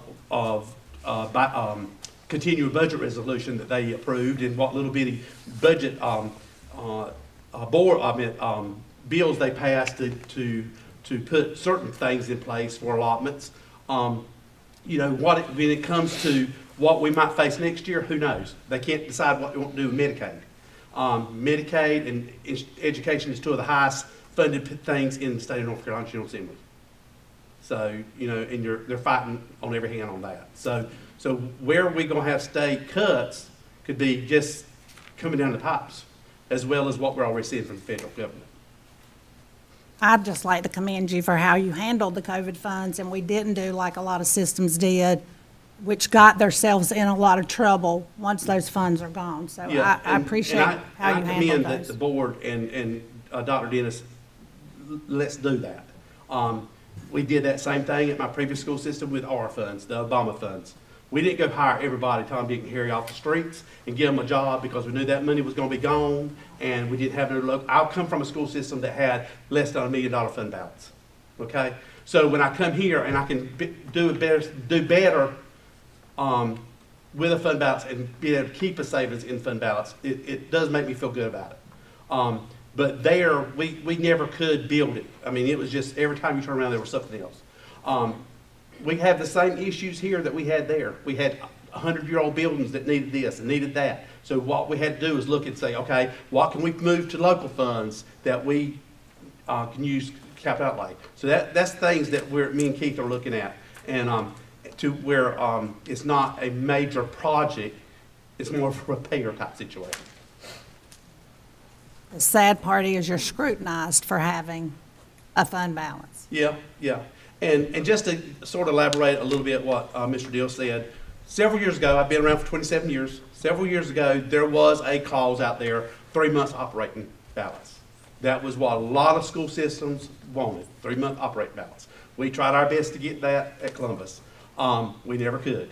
That is still tied to pretty much your child nutrition. If your child nutrition has a 3-month operating balance, you can charge indirect cost. So when your child nutrition funds deplete to less than 3 months operating balance, you cannot charge indirect cost. So you see, there's something else that might be hitting us this year.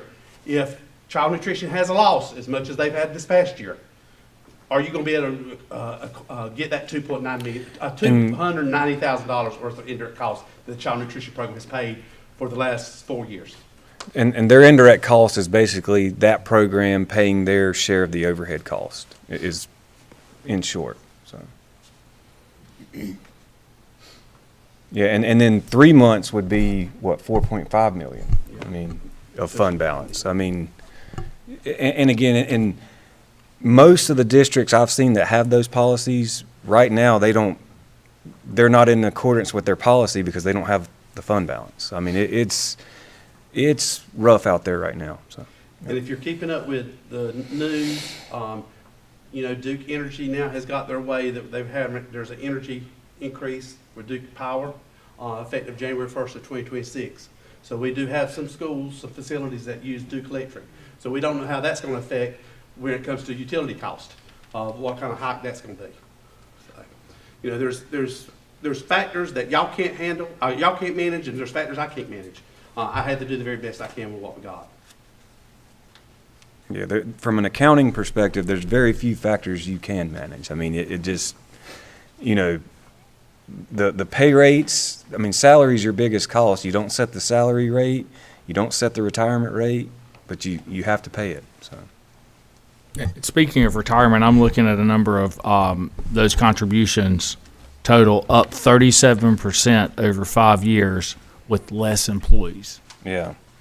And if you go back 10, Which is about 4 million. It's even more alarming. Like if that's only showing the past 5 years, I mean, if you would go back 10 years, it looks even worse than the 5-year comparison. So, yeah. Dustin, I'm not giving back my retirement pay, brother. Yeah. Sorry.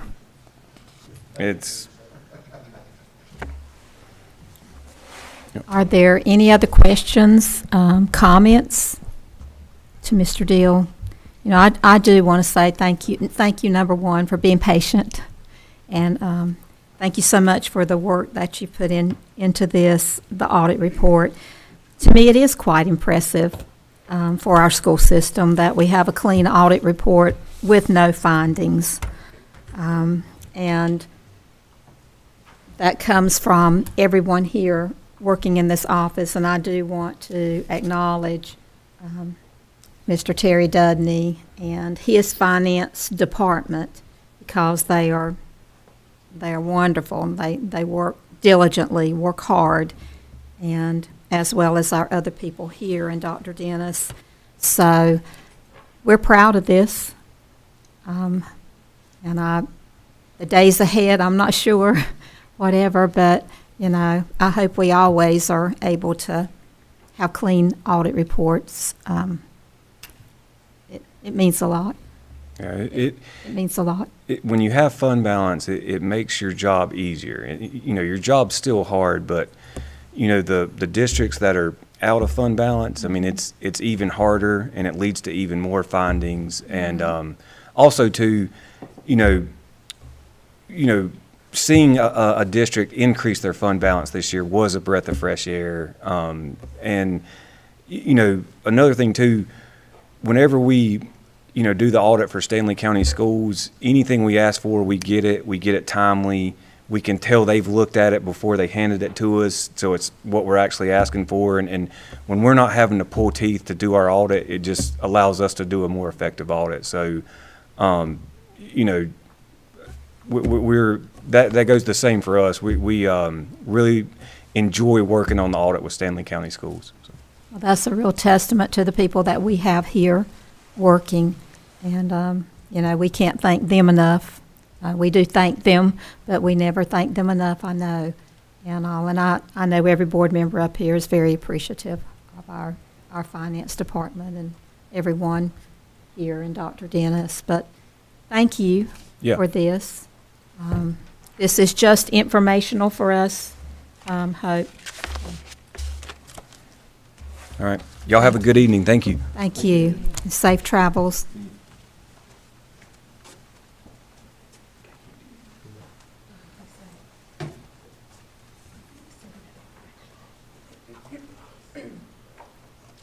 Next, we have personnel with Ms. Hedrick. Good evening, board members. Before you have the January 6th personnel agenda for your review. Section 1 is for your information, but Section 2 does require your approval. And so this evening, I respectfully request your approval of Section 2 of the personnel agenda. Thank you. Could I please have a motion to approve Section 2 of the personnel agenda as presented? Motion to approve Section 2 of personnel agenda as presented. By Ms. Poplin, a second. Second by Ms. Watson. All in favor say aye. Aye. Opposed, no. Section 2 has been approved. Thank you so much. Thank you. Next, we have superintendent updates and comments. Dr. Dennis. Thank you very much. Just a few things to remember. January 19th, Martin Luther King Day and that holiday, and January 22nd is Holocaust Remembrance Day. Also, this month is School Board Appreciation Month. I know it was mentioned earlier. Another thing is we wrapped up testing. Those results, again, have not been certified yet, so we'll get into that when the state finishes those. We just received the English 2 this week. I think it was yesterday, actually. So we still got a lot to comb through, but everything's looking good, and we still got a little retesting that's going to go on here this week, and then we'll wrap it all up. Very proud of the schools and the kids and all the effort that everyone's put into this. And I think that's about it. Just hope everyone had a great holiday and got some rest and everything, because we're back at it, and second semester starting, and the end of school will be here before we know it. Thank you. Thank you. Next up's board comments. I know it's been a rather long meeting, but I certainly don't want to take away from giving you the opportunity to make comments. So I'm going to start with Ms. Poplin. I want to take a moment and just say that I hope everybody had a great holiday and enjoyed their time off, and that our students are back. But I do want to make a bit of a statement about policy 2310 and 2302. These have come to the board now as of tonight. I think tonight was like the third or fourth time. And they sat for 30 days and no comments or suggestions were made. And in 2310, the only change was 2 words in the entire policy, and it stated that public comment would go from 3 to 4 minutes and not exceed 15 would go to 20. So that's literally 5 minutes out of a board member's night. I think it's a shame that we can't spend 5 extra minutes at a board meeting to listen to the public and give the public 1 more minute to finish their comment. It's just shameful. The next policy, 2302, same thing. It's sat for 30 days. I think this is the second or third time. It's remote participation in board meetings. There are 7 exemptions that you can remote into a board meeting. You get 3 free passes to begin with. And once you've exceeded those 3, there are 7 reasons. The committee had asked to remove 3 of those. One is family illness or emergency, weather conditions, military service, or employment obligations. The 3 that were in consideration were out-of-town travel, lack of childcare, and just a plain old scheduling conflict. A scheduling conflict could be anything, from the fact that I want to get my hair done or I just don't feel like coming to a meeting, I want to call in. And as a duly elected board member, we owe it to the stakeholders of this county to show up in person to a meeting, to hear what people have to say, to show up to a hearing or an appeal and sit in that seat and listen to folks. And those are, pretty simple things, I think, to do as somebody who's sat here and been elected for this position. And if you can't do that, in my opinion, you should just resign your seat.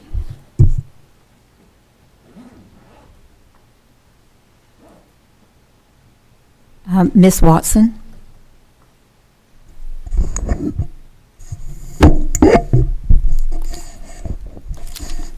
I think we had some things going on good tonight.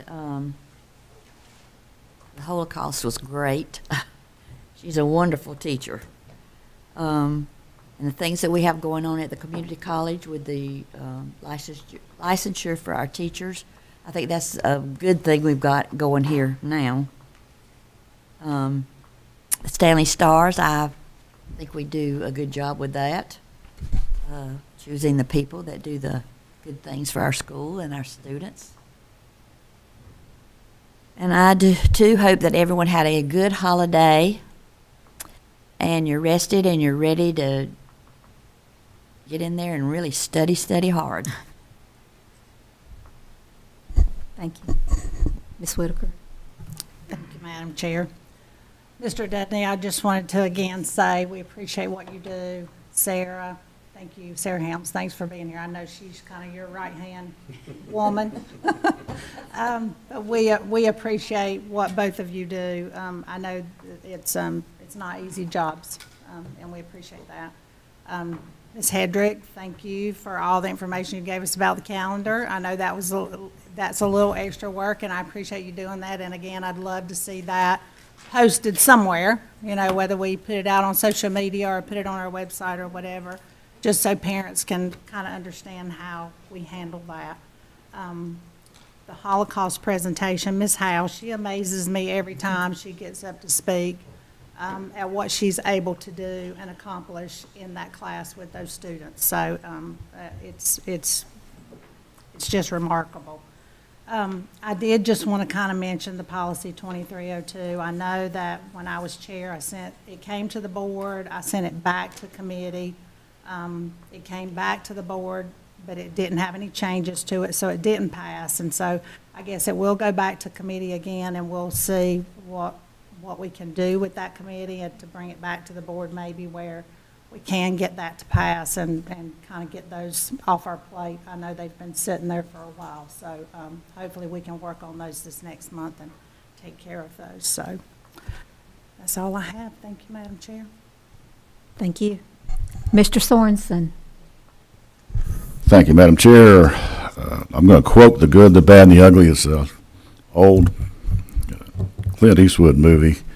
The good was two things that I've been part of in the last month or so. That Holocaust ceremony was touching, it was relevant, and it reached the kids at the affective domain. And educators know that's when you make kids feel, not necessarily think. So that was excellent. And there was science fair all across the county. I went to the South Middle and was a judge. And they had some freaking cool projects. Those kids they're doing some amazing things. Of course, there's a minority that you could tell, small number that you could tell were just AI tricks, but the one that hit me the most, I couldn't judge it high because it hit me personally, was a middle school kid did a project with an advanced electronic circuit solving a real-world problem. Dude should have won because, my electronics background, he should have won. I couldn't give him that benefit because the project didn't actually prove the thesis. But those are two great things. The funding situation, I look at the school system as like my house. If you make things relative to your personal life, you get it. This last year, we had $14,000 in unexpected expenses. Okay, if we didn't have a reserve fund, if we didn't have money sitting to the side, I'd be under a bridge cooking over one of those sterno things right now. So we have to. The fund balance is not something we should take lightly. We have to protect it. The state of North Carolina drops unfunded mandates on us constantly. Okay, and it's one of the reasons I resent those folks in Raleigh. Class size mandate was something that was perfectly needed for 20-something years. They passed it the first time at 14, then they blew off actually implementing it for like 5 or 6 years, provided $0. Every time we have to add a teacher or a classroom, it's usually a teacher and assistant, we have personal money that we have to, personal local money that we have to come up with. That's just one more unfunded mandate.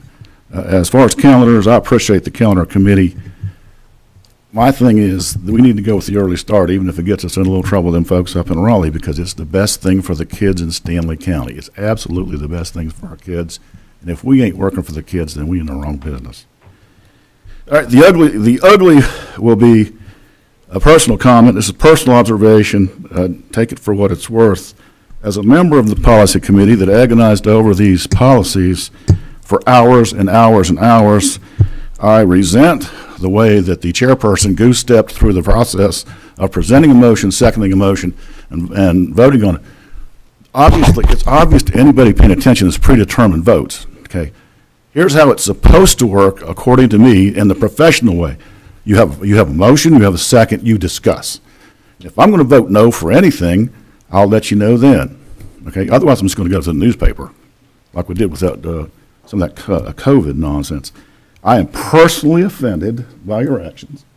I'm personally offended by the fact that 4 people on this board make decisions without even, they've had those policies for more than 30 days, but I mean, they've been on the things for 30 days. Seriously, if we're just wasting our time having committee meetings and you've predetermined outcomes, let me know. I'll go spend some time with a grandkid. It's really simple. And I'm really not upset about any of the policies except 2310. All we were asking for was letting the public talk for one more freaking minute.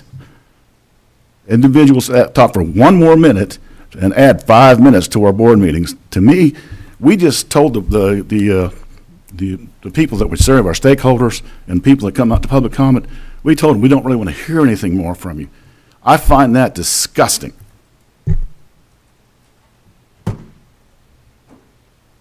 Mr. Lisk. I'm going to echo some of the comments that I think Robin mentioned earlier and Mr. Sorensen referenced. That's the best explanation I've ever heard on the calendars. I actually thought I liked the Senate bill coming in here. My wife, a former educator, did not. She said that the educators and teachers will absolutely like the early start calendar. I thought the other one fit better, but listening to you provide that explanation makes a lot of sense. So I appreciate that. And thank you to the committee and whoever was a part of that whole process. I also want to thank Mr. Dudney, Sarah, and the finance department for doing, and really starting with the superintendent for doing a fantastic job in your tenure and Mr. Dudney's tenure with our fund balance. Looking at the costs that we know are sitting there, one of those being a classified pay scale, and getting that adjusted correctly is not just flipping a switch and all of a sudden we're there. That requires a lot of human capital to draft this. There are legal processes to follow. 2 or 3 years ago, that law regulation came down, and I know it's been this large looming expense hanging out for our county. And the superintendent, the finance department did a spectacular job utilizing, not only in my opinion, as a finance professional myself, but also in the auditor's opinion, of growing our fund balance and using it very wisely within the parameters of the program, the COVID funding, and not hiring employees on temporary funding. And that allowed the system to build this fund balance. And I commend you for that. Because then I look at the things coming down the pipeline, like losing Title II, III, and IV federal funding, which I'm just eyeballing around $800,000 plus or minus to hit for 26-27 school year, on top of the cuts from federal funding this year. I'm looking at the continued struggles of school nutrition. I'm looking, which again is a federal law. I believe it's a USDA law that we have to serve food, unlike maybe charters or other choice options. However, $400,000 from quote customers on the audit report versus a $5 million goods and services and labor that it costs. That's not a very good business model. Looking at retirement contributions, and I'm going to use the term that the auditor used, alarming. 5 years, and I've been on here 4, it's gone up 37% over 5 years, and we have less employees than we did 5 years ago. The auditor mentioned go back 10 years, and it's alarming. I'll look at the capital outlay for which you referenced, Mr. Dudney. We received less this year, this fiscal year, $150,000 less. And again, it's not like you flip a switch and all of that money is exhausted. You've got to wait for certain projects for when kids are in or out of school. So everything just doesn't work on a certain timeline that we would like to exhaust it by a fiscal year. But it's all earmarked so much to a project that the system's going to have to dip into the general fund balance just to cover these things. Things like the asking for HVAC systems to be replaced in our middle schools that are 3 to 4 years past their life, and the South Stanley Middle School chiller going out in August, and that's more costly to the taxpayer than it otherwise would have to be. But it's good to know that we have leadership in place that has put us, in the auditor's term, in great financial shape. He also noted when I asked about the minimum fund balance for a system of our size, at bare minimum being around $3.5 million or 2 months of operating expenses. And you mentioned previously the rule of thumb in school systems were 3 months. So that's $3.5 to $4.5 million at bare minimum. So any sort of like federal or state cuts or additional local needs that we have to fund locally is going to come out of that money. And so we and I think I never did ask a question to the auditor, but I did read his ranking in there. And in the report, he put our ranking as 99 out of 115 for this fiscal year. We'll see what the other entities come up. Does that include the $4 million?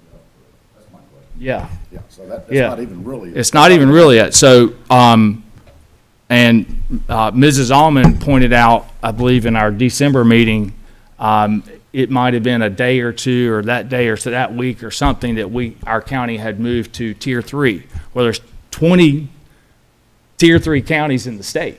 That's Wake, Buncombe, Mecklenburg, these larger wealthy counties.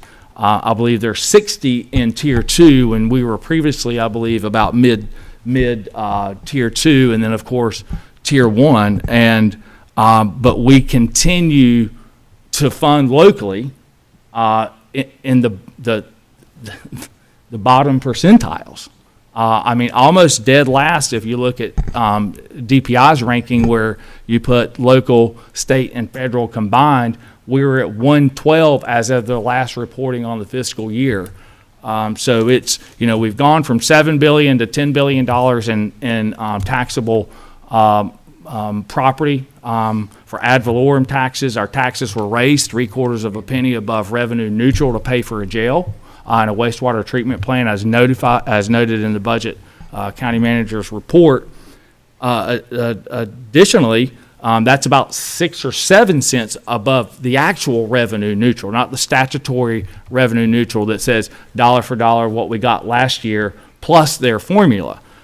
So there should be pretty extensive revenues coming in, and I'd love to see more of that allocated to the school system.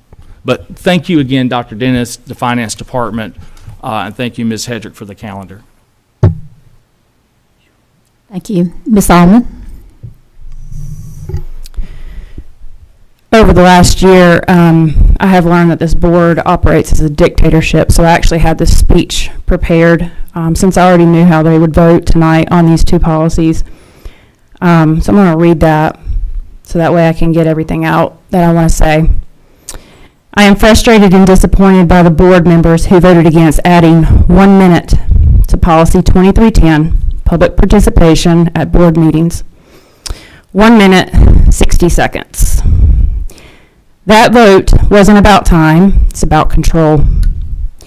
If we look at the past year, the same 4 members always vote together. That's not collaboration, that's obstruction. Public input isn't the problem here. Your accountability is. When a majority works to limit voices instead of hearing them, the public should take note.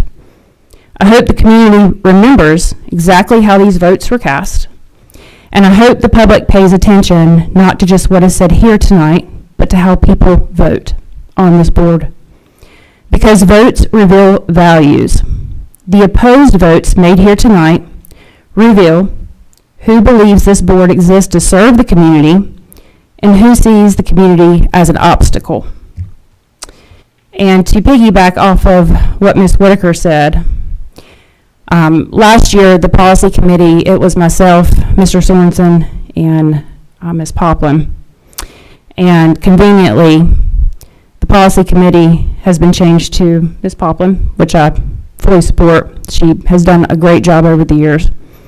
Ms. Watson and Ms. Whitaker. So to the community, Policy 2310 will never have an extra minute added. Your voice would not have any impact on this current board. So I just hope that people remember that and they vote accordingly.